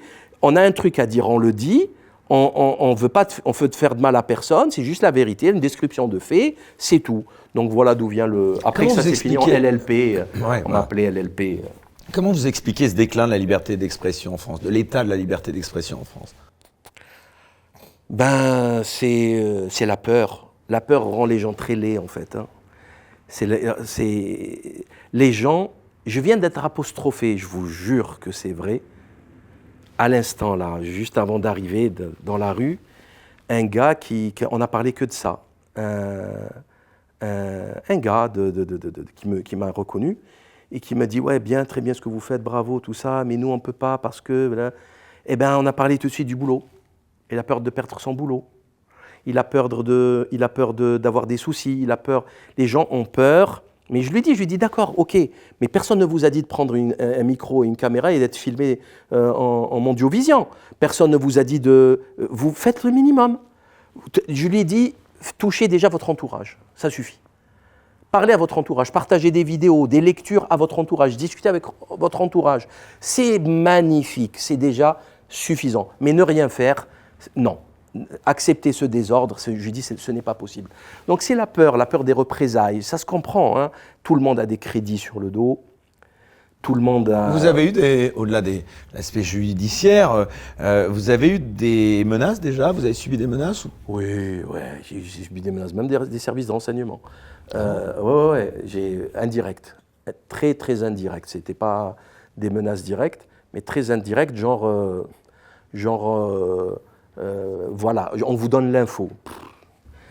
En fait, il y a un truc qui n'intègre pas. Mais aujourd'hui, pour vos opinions, on va en parler après du Proche-Orient, vous prenez des risques, vous pensez ou pas? Ça vous traverse pas l'esprit? Non, ça me traverse pas l'esprit. J'ai un truc à dire, je le dis.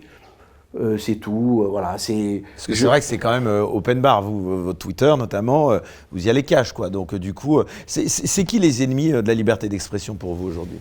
Le pouvoir. C'est le pouvoir, c'est tout. C'est le pouvoir. Les autres, ça ne m'intéresse pas. C'est celui qui détient le pouvoir, c'est celui qui a une capacité de nuisance, et c'est celui qui a peur d'être dérangé dans ses petites magouilles. Donc c'est le pouvoir. Si c'est pas le pouvoir, c'est pas intéressant. C'est pas intéressant. Moi, Rudi Reichstadt ne m'intéresse pas. Moi, c'est celui qui finance Rudi Reichstadt qui m'intéresse. Rudi Reichstadt, sans l'argent de l'État, il n'existerait pas. Parce que sinon, son affaire, elle ne tient pas la route, 30 secondes. Donc, c'est le pouvoir qui est intéressant.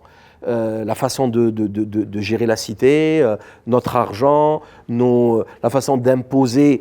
Là, ça dérape sévère, là, quand même. Il faut être sérieux, les amis. Ça dérape, mais complet. Éric Zemmour, par exemple, cette semaine, il a été à Bruxelles, en Belgique. Il n'a pas pu tenir une réunion. On l'interdit, le maire là, a demandé à sa police municipale de l'interdire de participer à une réunion. Est-ce que ça vous a choqué au-delà de ce que vous pensez d'Éric Zemmour? Ou est-ce que vous dites, finalement, à Dieudonné, on lui interdit aussi, donc finalement, vous faites... Ah non, moi je ne suis pas pour la censure. Franchement, sincèrement, je ne suis pas pour la censure. Que ce soit Éric Zemmour ou Dieudonné? Pour n'importe qui. Pourtant, Dieudonné, je suis peut-être son pire ennemi sur la scène. Ouais? Ah oui. Ah ouais? C'est moi qui ai dénoncé toutes ces ces escroqueries. Hein. Ah ouais? Elles sont nombreuses. Hein. Ah oui. Oui, oui, oui. Vous pouvez le chercher sur Internet, vous verrez. Bon, on ne va pas parler de ça, ça n'a absolument pas d'intérêt, Dieudonné. Bon, la liberté d'expression, moi, je suis... Bah non, mais si, vous parlez... Si, quand même, vous pouvez pas... En 2 mots. Bah, je vais parler de la liberté d'expression. Non, mais les de Dieudonné. supercheries ou les... Voilà, c'est quoi Ah ça? oui, non, mais vous allez voir sur Internet. Bah, je sais pas, la Nan Assurance, la Nan Crédit, le Zincoin après le Cestrel. Ah oui, non, mais vous parlez tout ça, ça, du c'est financement, mais c'est pas sur... Bah, c'est beaucoup, il y a plein de gens qui ont perdu de l'argent dans cette affaire. Mais beaucoup. Vous plaisantez, il y a plein de gens qui ont perdu des milliers d'euros dans ces histoires, qui ont donné des sous, qui n'ont rien vu revenir. Et c'est des mensonges. Et voilà, ben, c'était des promesses. On attend toujours hein, le point d'eau. Enfin, il a fait plein de promesses. Donc là, sa candidature avec la LAN aux européennes, ça vous fait rire. C'est pas sérieux tout ça, c'est pas sérieux. Il ne sait pas sur quel pied danser. Mais la liberté... Bon, par contre, c'est clair, tout le monde vous le dira, c'est un excellent humoriste. C'est quelqu'un de puissant, c'est un excellent acteur. Un excellent acteur, peut-être même un des meilleurs. Ça, il n'y a aucun souci là-dessus. Par contre, il a fait beaucoup de mal à beaucoup de gens. Donc, bon, ça, je ne peux pas l'accepter. C'est ce que je disais tout à l'heure. Si c'est pour retomber sur les mêmes travers, avec les mêmes pervers, les mêmes escrocs, les mêmes... Non, je ne peux pas accepter ça. C'est pas possible. Donc, il faut... Je ne suis pas parfait, moi, hein, mais j'escroque personne, je ne mens pas. Quand je dis les choses, je les dis. Si je ne les fais pas... Moi, j'ai déjà fait des erratums, ou plutôt des errata, parce que je me suis trompé. Il n'y a aucun souci là-dessus. Mais cette volonté d'abord de faire du pognon tout le temps, ça me fatigue. Toujours vouloir vendre, il a voulu vendre des cercueils, des trucs, c'est fatigant. Vouloir transformer son public en consommateur. Non, mais ça, c'est inhérent à l'être humain, Salim Laibi. C'est pas son job, Eric. C'est pas son job, c'est un humoriste. Vous pensez qu'il y a que lui qui veut faire du pognon en étant humoriste? Vous croyez qu'il y a d'autres humoristes qui ne veulent pas faire de pognon? Écoutez, tout ce qu'il a fait s'est effondré. Pourquoi, à votre avis? Parce que ce n'est pas un courtier en assurance, ce n'est pas son job, ce n'est pas un courtier, un bankster pour faire du crédit, c'est pas un vendeur de... C'est un métier, vendre des cercueils. C'est un métier. Ça s'appelle pompe funèbre. C'est un métier, il faut pas... C'est quoi ce délire? Il a un très beau métier, il excelle dans son métier, il remplit les trucs. Non, mais il ne peut plus pratiquer son métier. Si. Mais si, rien qu'avec son bus, il gagnait très bien sa vie. Par contre, attention, il ne faut pas jouer avec moi sur Dieudonné, je le connais très bien. Je peux parler de sa femme, de sa fille qui est hospitalisée, je peux parler de beaucoup de choses. Et là, on va partir dans un truc glauquissime. Donc, il ne faut pas me parler, vaut mieux arrêter là parce qu'il va le regretter lui en écoutant cette vidéo et son public aussi. Parce que c'est glauquissime. Sa femme s'est retournée contre lui. Il a lancé, il a jeté en pâture, il a mis tout sur son nom. Maintenant, elle a le fisc sur le dos, elle a tout le monde sur le dos alors que ce n'était pas elle qui gérait. Enfin, il y a plein de procès en cours hein, actuellement. Donc après, moi, ce qui m'a fatigué le plus, en fait, avec un Dieudonné, c'est que le mec, il a grillé, je crois, un feu rouge sans permis, ils l'ont contrôlé, il a dit que c'était genre, je sais pas, c'est les juifs ou c'est les... T'as juste conduit sans permis, tais-toi, n'importe qui se fait attraper, qu'est-ce que tu fais, ça va pas, tu roules sans permis, sans assurance, tu crois qu'il va te dire quoi le flic? Ça va pas, qu'est-ce que cette histoire? Donc après, ça devenait... ça n'avait Vous voulez dire, il devient parano? Non, c'est pas de la parano. Il utilise sa position pour chialer et pour instrumentaliser le public en faisant croire que c'est non. Moi, j'ai eu un contrôle fiscal en 2014, c'était pas Valls ou je ne sais qui, c'est un contrôle fiscal. Ça faisait 10 ans que je bossais, heureusement qu'il y a de temps en temps un contrôle fiscal.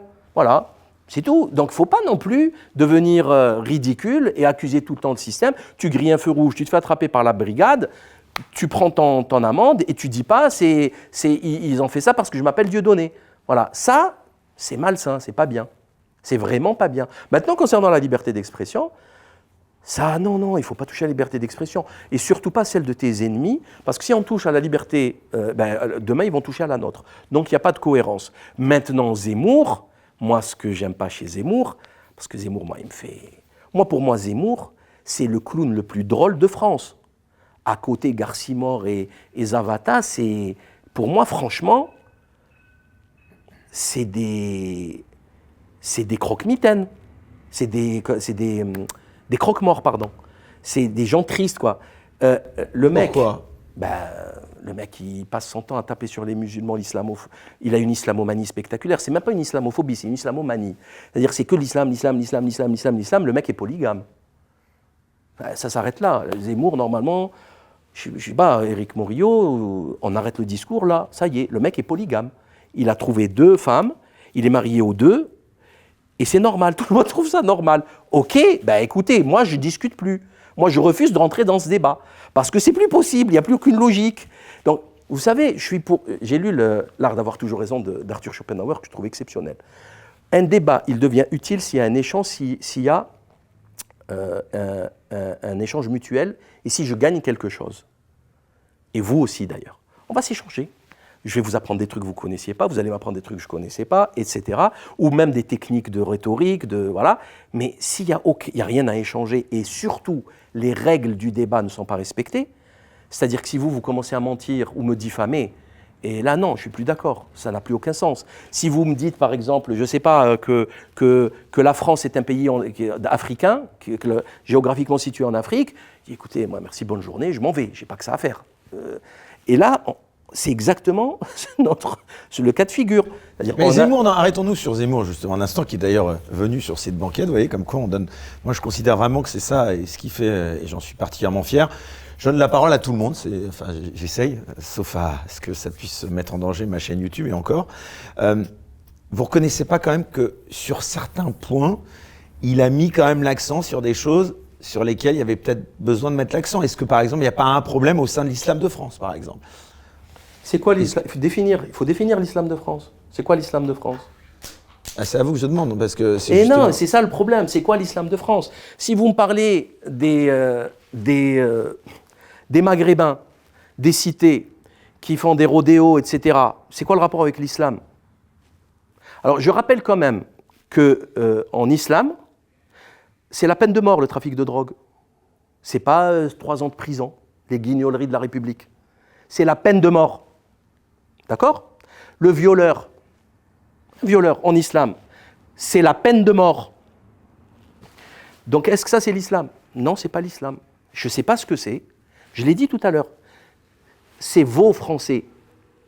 C'est la France qui a fabriqué ces jeunes. Ils sont nés là, ils ont 18, 20 ans, 15 ans, 18, 20 ans, 25 ans.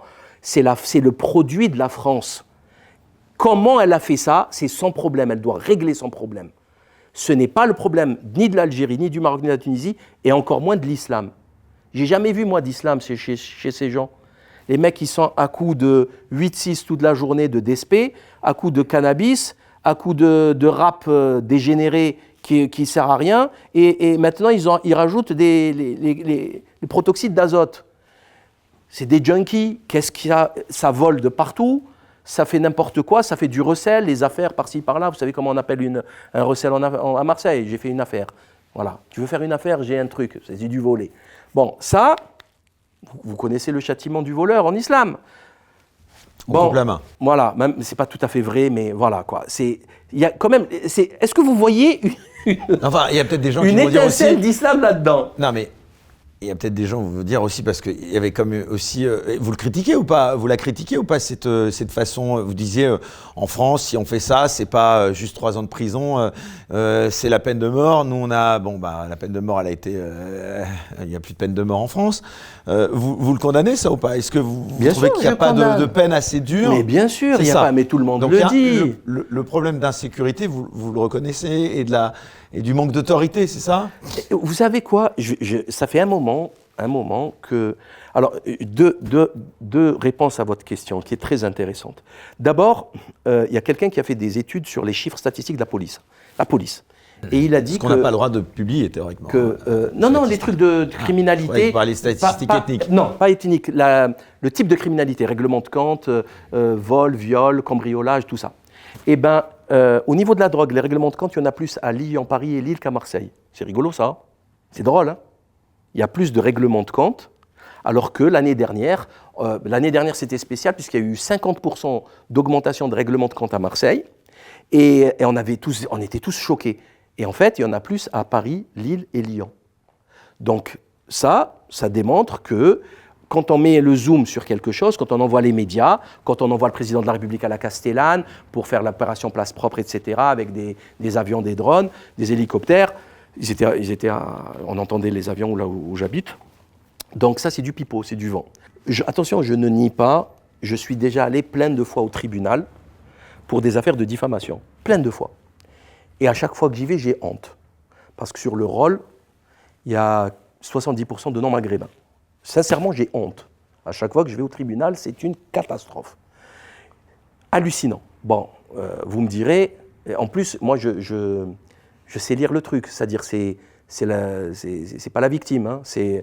Il y a le nom du plaignant qui porte plainte contre le truc, le prévenu. C'est le prévenu qui est à consonance maghrébine. J'ai assisté donc, avant d'attendre mon affaire, j'assiste à plusieurs affaires. C'est une catastrophe. Ok, j'ai travaillé au Beaumet en tant que dentiste en 98-99, quelques mois au Beaumet. Prison, Marseille, 2000 et quelques prisonniers, la maison d'arrêt des femmes, je connais. 70% c'est des Maghrébins au Beaumet. Clair, net et précis. Donc là, nier ça, c'est être stupide. C'est être fou. Nier le réel, c'est être fou. C'est commencer à devenir fou. Sauf que, moi j'ai vu des choses aussi qui m'ont beaucoup dérangé. Alors qu'est-ce qui a merdé d'après vous, justement? Pardon de parler crûment. Non, je finis ma réflexion, après je répondrai à cette question très intéressante. Qu'est-ce qui a merdé? C'est que on pourrait aussi, même sur les 30%, sortir les plus gros criminels de France, les plus gros pédophiles, les plus gros assassins qui tuent leurs femmes, leurs enfants, c'est des blancs aux yeux bleus. Les affaires, je ne sais pas, Maëlys, Daval, Dupont de Ligonnès, Holm, Francis Holm, l'autre psychopathe de Fourniret, c'est des mecs pendant 30 ans, ils piquaient des gosses sur les chemins et ils les tuaient, ils les assassinaient. Est-ce que pour autant on va dire que les Français, je ne parle même pas des Feu Pierre d'Ortiguier, immense philosophe, immense savant, un érudit. Il me racontait qu'il connaissait des policiers sur Toulouse qui lui expliquaient qu'il y avait 1000 Français pédophiles qui partaient au Maroc de Toulouse. Ils sont connus. C'est-à-dire au Maroc, il y a énormément de Français, d'Allemands, de Belges pédophiles. Est-ce que les Marocains disent que les Français, c'est des pédophiles? Les Français, c'est de la racaille? Non. Il y a 1000 pédophiles, c'est eux les pédophiles. Ça n'engage pas la responsabilité des autres. Donc moi, si vous me dites, oui, il y a ces jeunes dans les... C'est pas mon problème à moi. Ils ne me représentent pas personnellement, ils ne représentent pas ma religion. Mais ils font du mal à votre communauté. Non, il se fait du mal qu'à lui-même, il est en tôle. Moi, il ne me fait rien du tout. Je suis désolé. Non, mais je parle en termes d'image, justement. Non, c'est pour vous, dans votre tête. Là, vous faites un amalgame, ça s'appelle un amalgame. Si vous amalgamez sa folie, sa débilité avec moi, alors que vous me connaissez, déjà si vous me connaissez, vous dites non, mais ça n'a rien à voir en fait. Ce type est un taré et il n'a rien à voir avec un Salim ou avec un Kader ou mon ami Farid. Vous voyez ce que je veux dire? C'est tout, ça s'arrête là. Maintenant, pourquoi 70%? Qu'est-ce qui a merdé? C'est une question pertinente et comme toujours, c'est multifactoriel. On ne pourra jamais avoir une réponse simple. Mais comment vous expliquez qu'il soit surreprésenté, vous le dites vous-même, déjà, dans cette population carcérale? C'est très intéressant. Franchement, j'adore vos questions. Très intéressantes. Déjà, historiquement, qui est venu en France? Je vais vous donner un exemple factuel qui va vraiment avoir un sens profond. Qui est venu en France? Que des misérables illettrés. Sortir de la guerre. Il y a une très grosse communauté algérienne au Canada. Que du bac plus 5. On salue puisqu'on est très écouté au Canada. Que des bac plus 5. J'ai de la famille là-bas. Que des ingénieurs, des médecins, etc. Est-ce qu'ils ont ces problèmes là-bas? Non. Ça, c'est factuel. Vous voyez, le cadre, il est posé, c'est factuel. En France, on a une immigration intellectuellement de qualité inférieure. Pas de diplômés, on sortait de la guerre, il n'y avait même pas de bachelier. Bon, c'est comme ça. Attention, moi je connais ces gens illettrés qui ont fait que des médecins. Je connais des fratries où il y a un médecin, un pharmacien, un avocat, une fratrie d'Algériens de Ain Bessam, d'à côté de Bouira, là où j'habite, qui se reconnaissent, je les salue tous d'ailleurs, une cadre dans les médias, beaucoup de réussite, des illettrés, des parents illettrés. Il y a beaucoup de réussites comme ça, on les oublie. Ça aussi, c'est problématique. Moi, dans mon téléphone, je vous sors mon carnet téléphonique, il y a énormément de noms maghrébins, médecins, avocats, dentistes, pharmaciens, des amis de la fac. Pourquoi on n'en parle pas de ces réussites? Pourquoi on ne parle pas des 15 000 médecins algériens à la PHP? Si vous enlevez les médecins algériens de la PHP s'effondre. Ils sont payés au lance-pierre, parce qu'ils n'ont pas le statut de médecin. Donc ça, c'est du vol, c'est pas bien, c'est comme ils font. Bref, donc pourquoi on ne parle pas de ça? Pourquoi on ne parle pas de cela? Pourquoi on parle que des délinquants? Après, je comprends aussi, parce que la délinquance du quotidien qui nous embête, le larcin, Non, mais moi je parle plutôt de l'attaque au couteau, par exemple, de Bordeaux. Voilà, comment vous avez réagi à cette attaque? Parce que je vais revenir, à la question de l'islam, c'est que beaucoup de gens qui attaquent au nom de l'islam. On reparle un instant, si vous le voulez bien, de ce terrible drame. C'est un assaillant qui était né en Afghanistan en 1998, qui avait obtenu le statut de réfugié en 2021. Il était donc légalement sur le territoire. Mais donc, il avait attaqué 2 Algériens, d'ailleurs, à ma connaissance, qui buvaient de la bière. C'était le dernier jour du Ramadan. Et il leur a reproché. Voilà. Qu'est-ce que ça dit d'abord? Moi, déjà, j'aime bien les détails de l'histoire. Cette histoire n'a ni queue ni tête, religieusement parlant. Ce type est afghan, il vit en France. Il y a de l'alcool partout, de quoi je me mêle déjà? Bon, déjà, ça n'a absolument aucun sens intellectuellement. Mais on va dire que c'est un intégriste. Ok, dans sa tête, il a vrillé. Donc si c'est un intégriste, il ne faut pas qu'il vienne en France. Donc il y a quelque chose ça va pas. Donc s'il est venu infiltrer pour faire des attentats, il aurait pu les faire il y a longtemps. Pourquoi maintenant? Ça va pas là encore. Mais moi, la question que je me pose, c'est que le type, il reproche à 2 musulmans de boire de l'alcool pendant l'Aïd. Pourquoi c'est légal en dehors de l'Aïd? C'est interdit aussi l'alcool en islam en dehors de l'Aïd. Moi, personnellement, je connais beaucoup de Maghrébins qui boivent de l'alcool, qui fument du shit, qui mangent du porc. Il ne les a pas vus dans la rue avant. Il n'y a que ça. Il n'y a que ça. Vous allez là dans les brasseries, après on se dit, on va faire des délits de faciès, mais on reconnaît les faciès, on peut même les écouter parler en arabe avec un truc en bière, avec un pichet ou un verre de bière et une mousse. Et pourquoi ça n'a pas de sens. Cette attaque, pour moi, ce n'est pas une attaque d'islamiste. Parce que sa revendication, son propos n'a pas de sens. C'est interdit de boire de l'alcool toute l'année, pas le jour de l'Aïd. Donc le mec, il s'est créé pour moi, c'est un fou. Vous voyez ce que je veux dire? Pour moi, ce type est un fou. D'ailleurs, l'hypermédiatisation de ces coups de couteau, moi je pense que ça crée des vocations. C'est exactement comme les incendies. Plus vous filmez des incendies, plus il y a des incendies parce que ça donne des bouffées de chaleur aux pyromanes. Vous voyez? Donc moi, je trouve ça très inquiétant, l'hypermédiatisation de ces attaques. Parce que ça donne des idées aux fous. Et ça, c'est pas bon. Voilà. On a eu plein d'autres histoires. Éric Morio, vous avez vu la revendication de l'attaque de Daesh avec l'attestation de foi avec la main gauche? Alors là, on arrête tout, hein. Vous parlez de quoi, là Il y a eu une attaque. Crocus, en Russie. Oui, exactement. Donc vous la remettez en question. Ouais, ça, par contre, c'est la grosse boucherie. Hein. Vous croyez au faux drapeau, vous, dans cette histoire? Un gamin de 5-6 ans, musulman, dans n'importe quel pays, vous lui montrez cette photo, il éclate de rire. Il éclate de rire. Vous parlez de la photo de... La photo de revendication de Hamar, de la chaîne de communication, l'attaché de communication. Oui, d'accord, mais vous parlez de la revendication. Moi, ce que je veux savoir, c'est les 4 qui ont été interpellés par les Russes, ils étaient musulmans quand même, eux. Ah, je ne sais pas qui a été interpellé, moi. Je ne sais pas qui a été interpellé. Les personnes qui revendiquent, elles ont des cagoules. Ouais, enfin, on les a vus. Oui, certes. On connaît certes. Mais il a parlé d'avoir été recruté, en effet. D'avoir été recruté. Il a pris l'équivalent en rouble de 5 000 €. On lui a donné la moitié, il devait récupérer l'autre moitié. Et que c'était sur Telegram, il n'a jamais vu personne. C'était sur Telegram. Donc ça donne encore plus de poids à ma théorie. Et ils ont mis une photo à Hamar. Donc c'est depuis 10 ans, c'est eux qui s'occupent de la propagande de Daesh, avec 4 personnes qui font la profession de foi à la main gauche. Ça, ce n'est pas possible. C'est juste interdit, c'est scandaleux, c'est humiliant. Alors je veux bien que les Français ne le sachent pas, c'est normal, c'est pas leur culture, mais si on vous l'explique, faire la main gauche, sinistra, hein, même en latin, même chez les chrétiens, la main gauche, c'est la voie de la main gauche, c'est la voie du diable, du mal. La main droite, la droiture, c'est symbolique tout ça. La main gauche, elle n'a rien de mauvais, mais symboliquement, c'est comme ça. Donc, au niveau, par exemple, hein, quand on se lave, quand on fait ses besoins chez les musulmans, c'est avec la main gauche, c'est jamais avec la main droite. Okay, quand on jure au tribunal, levez la main droite, etc., etc.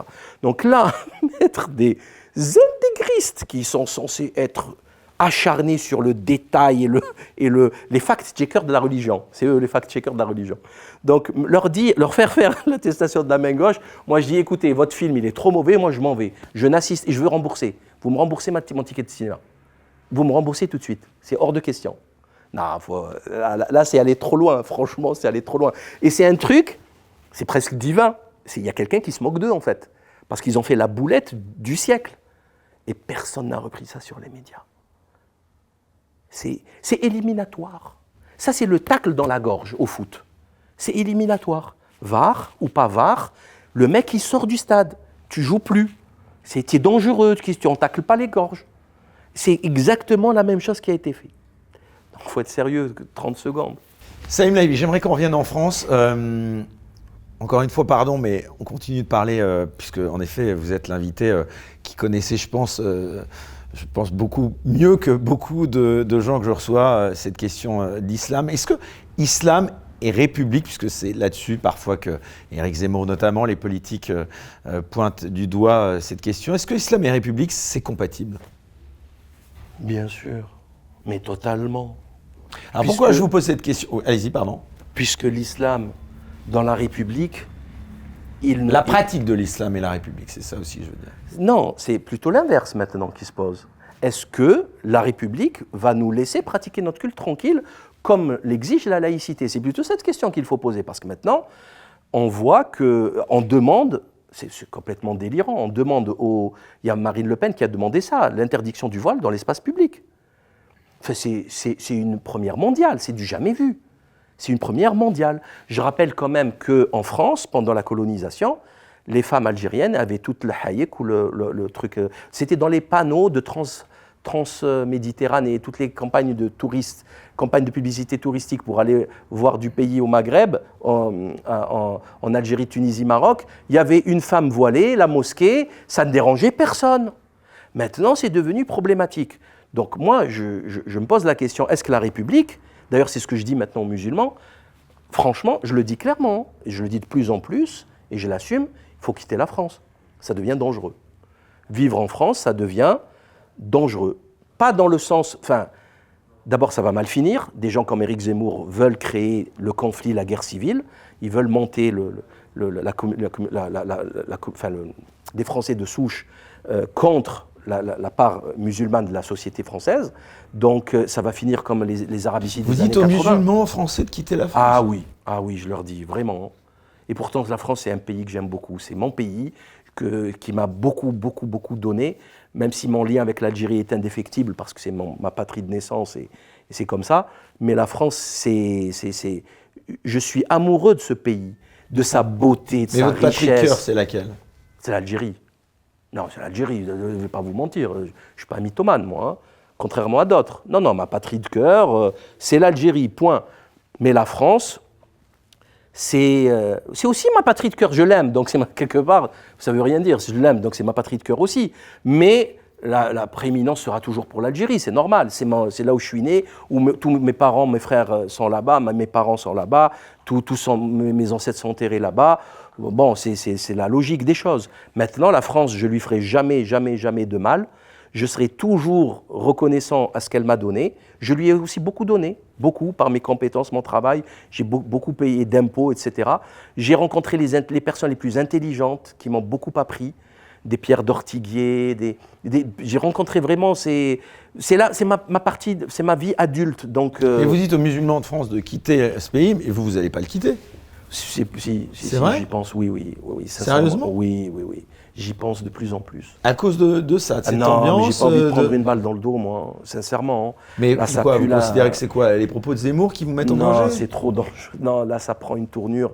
Sincèrement, ça prend. Non, mais il faut être musulman pour le comprendre, pour le ressentir. Vous êtes sérieux, trop. là, vraiment? Ah oui, non, mais ça suffit. Moi, j'ai passé ces dernières années à dénoncer les Considérez politiques. que les Français sont les Français, lapsus, pardon, Les musulmans, vous l'êtes, les Français bien musulmans. évidemment, les Français musulmans sont en danger en France aujourd'hui. Ah ben oui, clairement. Il va y avoir des ratonnades. Mais clairement, on le voit, tout le monde le sait. Sauf que le problème, c'est qu'on n'est plus dans les années 70. Les Maghrébins, ils sont plus comme dans les années 70, ils se laissaient faire. Là, ils sont armés aussi. Donc où on va là? On va où? C'est ça qui m'effraie chez ces imbéciles de l'extrême droite qui veut créer le chaos. Ils croient que quoi? Ils croient qu'ils vont sortir, les Arabes ils vont avoir peur, ils vont partir. Il va y avoir une guerre civile. Et quand une guerre civile commence, on ne sait pas quand est-ce qu'elle s'arrête. Et qui c'est qui va se morfler, à votre avis? La population. Farid et Patrick, Louis et Salim. En haut, ils seront dans leur quartier chic, tranquillou. Et rien ne changera pour eux. Absolument rien. Et c'est eux qui ont mené à ce désastre. Donc ça suffit maintenant. Ça suffit. Enfin, je ne sais pas. J'en parle. Écoutez, ils ferment des collèges d'excellence musulmans avec 100% de réussite. Alors qu'il y a un effondrement de l'école publique française. Ils veulent qu'on emmène nos enfants à l'école. Moi, il a grandi, mais mon petit, il avait 4-5 ans. Il était à l'école publique. Il rentre de l'école, il me fait un doigt d'honneur. Ah, il se dit, stop, on arrête tout, là. C'est plus possible, parce que personne ne lui a montré, c'est à l'école. Et à cet âge-là, moi, le doigt d'honneur, j'ai dû l'apprendre à 13, 14, 15 ans. Je ne savais même pas ce que c'était avant cet âge-là. C'est trop tôt. Donc j'ai dit école privée. Donc j'ai cherché les écoles catholiques, je n'ai pas trouvé. J'en ai trouvé, mais elles ont refusé. J'ai trouvé une école musulmane. Superbe école. Ils l'ont fermée. Avec je connais l'histoire par cœur, des excuses bidons. Le directeur était exceptionnel. Il y a des excuses bidons. Ils ont inventé un élève de 11 ans qui n'était pas inscrit bidule alors qu'il n'existait pas. Il n'existait pas à l'école. Bon, là, ils ont fermé à Nice une autre école. À Lille, ils embêtent pareil, avec un lycée avec des résultats exceptionnels. Enfin, je ne sais pas, soit on cherche l'excellence, soit on cherche la médiocrité. On sait que la France a chuté dans le classement PISA. On connaît la vétusté des écoles, des collèges, des lycées. Il y a des rats, les plafonds qui s'effondrent, il y a de l'eau qui coule de partout, les extincteurs ne fonctionnent pas, les chaises sont cassées, les profs sont d'une incompétence crasse. C'est désastreux. Il y en a qui font leur job, mais ils ne peuvent pas. Vous avez vu les réactions du rectorat. Il y a des enfants, leurs parents posent plainte pour harcèlement. Ils se font taper dessus. Le petit se suicide, la petite se suicide. Et la rectrice, copine de Macron, qui défend. Non, mais c'est le chaos aussi. Hein. Il y a aussi ça qui me dit bon, c'est bon, là, c'est parti en cacahuète. On nous ramène des LGBT qui font des cours de sexualité à des gamins de 7-8 ans. À un moment donné, il faut siffler la fin de la récré. Moi, c'est bon, ça, je ne vais pas combattre tout le monde à un moment donné. Je ne vais pas combattre à l'école, le Covid, la politique, les impôts. C'est trop comme... vraiment, c'est trop. Mais bon, je sais que c'est pas bien de dire ça, parce que c'est un peu de la lâcheté, parce que genre, je déserte le franc. Mais non, je ne déserterai jamais le franc d'abord. Parce que de toute façon, on est en train de vivre une époque très curieuse, très malsaine, une fin de cycle. René Guénon appelait ça les fins de cycle. Donc on n'a pas le choix de rentrer dans la bataille. Hein, on va chevaucher le tigre, quoi qu'il arrive, c'est une certitude. Mais la vie en France, pour un musulman, ça devient extrêmement, extrêmement compliqué. Alors, justement, ça devient compliqué, mais peut-être pas que pour les musulmans, pardon Salim, parce que moi je pense à ce vendeur. Vous avez vu cette affaire Geox à Strasbourg ? Oui. Bon, là justement, j'aimerais quand même vous faire agir là-dessus parce que, bon, on rappelle, vous parliez du voile tout à l'heure, vous parliez de Marine Le Pen qui vous inquiétait beaucoup parce qu'elle envisageait peut-être, je n'avais pas suivi ça dans le détail, de demander l'interdiction du voile dans l'espace public. Bon, il y a eu cette femme, voilà, qui est arrivée voilée alors qu'elle était dans une agence intérimaire, qu'elle n'était pas voilée dans cette agence intérimaire et qui est arrivée, qui a immédiatement filmé donc ce gérant de ce magasin Geox à Strasbourg, et puis qui a évidemment non seulement filmé, mais mis sur les réseaux sociaux cet échange où on voit ce gérant refuser d'embaucher cette femme voilée. Concrètement, qu'est-ce que vous avez pensé de cette histoire ? Pour moi, franchement, c'est un coup monté. Elle a voulu faire le buzz, clairement. Il y a beaucoup de gens d'ailleurs de confession musulmane, je les ai vus sur les réseaux sociaux, qui ont condamné l'attitude qu'a eue cette jeune femme. Ah non, mais elle a voulu, je pense, perso, qu'elle a voulu faire le buzz. Alors, ça a marché, parce qu'elle a fait que le buzz, mais elle a fait aussi les menaces de mort pour le gérant, elle a fait elle va avoir des problèmes. Magasin fermé. Voilà. Non, mais elle va avoir des gros problèmes aussi. Je suis désolé, elle va avoir de très très gros problèmes. Vous ne pensez pas que c'est surtout le gérant là, qui risque d'avoir des très gros problèmes d'atteinte à sa sécurité, à son intégrité physique ? Non, si les médias ne se mêlent pas, ça va faire pchit et on va passer à autre chose. Maintenant, si les politiques... Ils ne sont jamais mêlés, les réseaux sociaux se sont emparés de cette histoire. Oui, mais les réseaux sociaux... Vous savez, c'est quoi la durée de vie d'une info dans le cerveau des Français ? 15 jours. Ça, c'était il y a 10-15 ans. Là, aujourd'hui, à mon avis, c'est une semaine. Avec TikTok, c'est 3 jours, à mon avis. On va passer tout de suite à autre chose. Ça va très, très, très vite être oublié. Mais maintenant, ça dit quoi ? Parce que ça dit peut-être quand même quelque chose. Ça dit plusieurs choses. D'abord, c'est totalement lié avec ce que je disais tout à l'heure. Si cette femme, je ne sais pas... c'est vrai qu'elle cherchait le buzz, ça elle l'a dit d'ailleurs, elle l'a reconnu elle-même. Elle cherchait le buzz. Si cette femme, elle veut vivre dans une société où elle travaille avec le voile, etc., il faut qu'elle quitte la France. Mais vraiment, je le dis clairement, je ne trouve pas ça normal. En Angleterre, n'importe qui arrive à l'aéroport, il voit tout de suite des musulmanes et des sikhs à la douane, à la PAF. Ils sont avec leurs turbans, magnifiques d'ailleurs, ils sont magnifiques les sikhs avec leurs belles barbes et tout.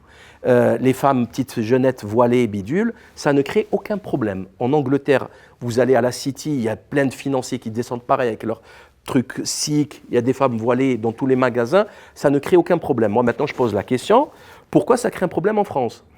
Parce que je suis désolé, mais la laïcité, c'est la liberté de culte. Est-ce qu'elle a exercé autre chose que sa liberté de culte ? Non. Donc je ne vois pas pourquoi ça dérange. Deuxièmement, mais vous ne connaissez pas à ce gérant le droit aussi de considérer que... En plus, le droit du travail est assez compliqué sur cette question. Non, il est simple. Il faut qu'il y ait une charte. C'est les magasins de plus de 20 personnes. Il faut qu'il y ait une charte interne. Non, c'est simple. Le règlement intérieur, mais le règlement intérieur, c'est un petit magasin. Il n'a pas de règlement intérieur, donc apparemment, il n'a pas le droit de faire ce qu'il a fait. Mais à la rigueur, moi, je ne suis Et en même temps, plus... est-ce qu'on ne peut pas comprendre qu'une vendeuse de chaussures, en plus, comme vous le dites, par rapport à la pratique religieuse, il y a bien de gens qui s'en sont justement étonnés, parce que je ne sais pas si c'est compatible entre justement la pratique, la manifestation d'une appartenance religieuse et le fait de mettre des chaussures à des gens, je ne sais pas, sur le côté, sur la pratique de l'islam. Et il n'y a pas une sorte de blasphème à faire ça aussi ? Non, il y a des magasins de vente de chaussures chez les musulmans, d'habits, de dessous féminins, de tout. Et il y a des femmes voilées qui mettent des chaussures à des hommes, c'est ça, dans ces magasins-là ? Ah, peut-être, c'est une question qui mérite d'être posée pour les puristes. Pour les puristes, ouais, effectivement. Mais bon, dans tous les cas... Mais donc vous pensez qu'il a eu tort de la refuser ? C'est ça que vous dites que le droit lui donnait l'obligation plutôt d'accepter qu'elle soit vendeuse dans ce magasin. Écoutez, je vais vous poser une autre question. Je vais vous poser une autre question. Imaginez que cette vendeuse était... Une question théorique. Je sais ce que vous allez me dire. Allez-y. Moi, je vous la pose. Imaginons quelqu'un qui arrive avec une grande croix dans un kebab. Non, je suis plus vicieux, moi. Non, je suis plus vicieux. Non, je suis plus vicieux. Je suis plus vicieux. Non, imaginez que cette fille voilée... Non. Je suis plus vicieux. Laissez-moi parler. Un homme marié avec une kippa pour candidater dans un magasin halal. Non. Bienvenue. Les kippas, moi plus ils sont religieux, moi plus je les aime. Il n'y a pas de problème. Vous pensez que dans une boucherie halal, imaginez que c'était une influenceuse voilée avec 300 000 followers et qui lui ramène 400 clients par jour acheter des Geox. Est-ce qu'il aurait été aussi critique envers son voile ? Si elle lui amenait du client et du chiffre d'affaires, c'est ça qui m'intéresse. Vous voyez ce que je veux dire ? Moi, honnêtement, j'ai vu cette séquence. Moi, je trouve que c'est bidon, tout ça, c'est des sujets qui n'ont ni queue ni tête. On a 3200 milliards d'euros de dettes. On est en train de nous engager, il y a des faux Donc, sondages. C'est des leurres pour vous, c'est un leurre. Il y a des faux sondages. On nous explique que les 50% des jeunes veulent aller mourir pour l'Ukraine. Ah bon ? Il y a une guerre mondiale qui débute en Palestine. On va y venir. Voilà, mais enfin, les amis, enfin, il y a tout qui s'effondre. L'école, la justice, l'hôpital public, tout. Et tournicote autour de faits divers qui devraient rester dans les encarts les plus cachés, les plus sombres des journaux. Bon, bah non, mais c'est une réponse. Cher Saïm Laibi, on arrive bientôt, vous voyez, hein, vraiment c'est passionnant en plus, on ne voit pas le temps passer, on arrive à la dernière partie de cette émission, et la partie ô combien sensible, puisque nous allons, si vous le voulez bien, parler du Proche-Orient. Et au vu des tweets que vous avez justement sortis ces derniers jours, je pense que voilà, eh bien, l'émission Les Incorrectibles porte bien son nom, puisque j'aimerais vous faire agir là-dessus. D'abord, quel regard vous portez sur les événements du 7 octobre 2023, Saïm Laibi? On revient à l'origine de ce qui se passe en ce moment. Un regard triste. Un regard triste. Récente. Oui, non, mais ce n'est pas l'origine. L'origine, c'est 48, bien sûr. C'est ce que je disais. Mais oui, bien sûr, le 7 octobre. Donc, c'est d'une grande tristesse, parce que c'est la guerre, c'est les civils qui meurent. Et entre-temps, on va rentrer directement dans le vif du sujet. Le fils à Netanyahou, il est à Miami. Voilà, c'est tout, ça s'arrête là, en fait. Le fils de Netanyahou, il est où? Il est à Miami. Il n'est pas dans les tranchées à Gaza en train de combattre. Vous avez la preuve de ça? Vous avez la certitude de ça? Ah, certain. Il est photographié, filmé, il rassemble un peu d'argent, des dons pour Tsahal, etc. sur son Insta.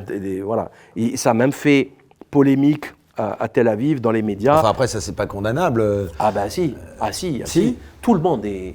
Ah non, vous voulez dire tous les Israéliens devraient être en Israël en ce moment? Les commerçants, les plombiers, ils sont à Gaza. Ils sont... et vous savez que c'est pas un pays, l'Israël. Hein. C'est une armée. Ils font tous 3 ans d'armée, ils sont obligés de faire l'armée toute leur vie. Donc là, ils sont... Enfin si, c'est un pays, Israël, pardon. Oui, non, mais c'est un pays... Oui, mais c'est pas un pays normal, c'est ça que je veux dire.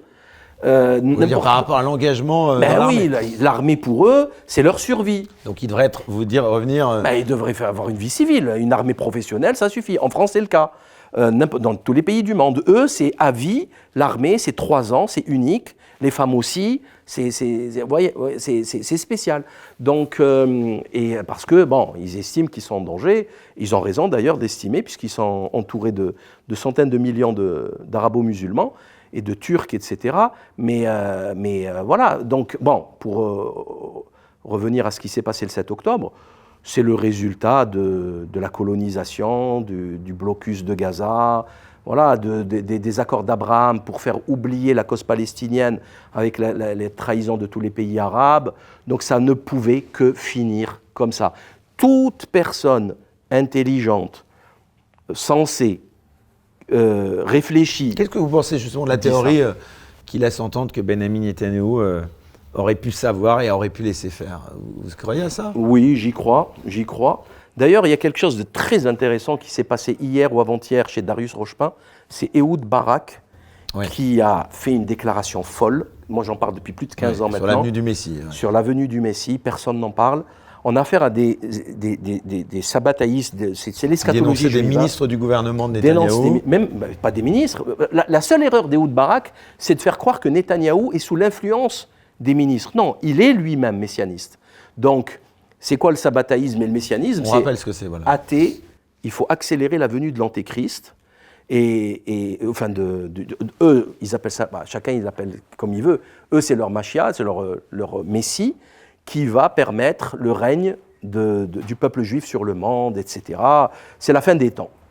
Et il y en a qui ont dit, ça va arriver, le judaïsme orthodoxe dit, quand ça va arriver, quand il viendra, on aura le droit de retourner en terre sainte, sur le mont du Temple, avec la fameuse vache rousse, qu'il va falloir brûler, mélanger ses cendres avec de l'eau, et à partir de là, le Mashiach et les prêtres vont pratiquer un rituel de sacralisation et de purification des Juifs, et seuls les Juifs qui seront imbibés avec le Mashiach de cette eau de la vache rousse pourront rentrer dans le Temple. Donc, destruction de la mosquée d'Al-Aqsa, donc guerre mondiale.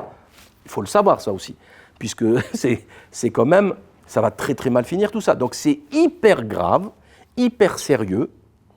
On a là, Ehud Barak, c'est pas n'importe qui, c'est quand même l'ex-premier ministre israélien, c'est pas n'importe qui. Il y a eu d'autres personnes qui en ont parlé, mais furtivement.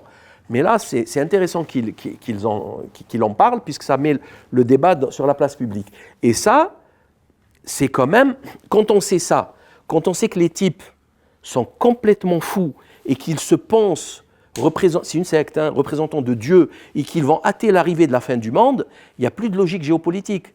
Jacques Beau, il ne peut pas parler avec des gens comme ça, dire oui, non, on va réfléchir. De Villepin, il est là, il se dit oui, quels sont les intérêts, on va voir avec la Russie ce qui va se passer. Non, non, là on est avec de la psychiatrie, de la pathologie mentale.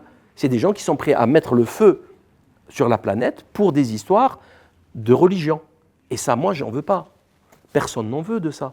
Moi, je suis religieux, je crois en Dieu, je sais que la fin des temps arrive, mais ça ne me concerne pas. Ça vient demain ou dans 1000 ans, ça ne me concerne pas.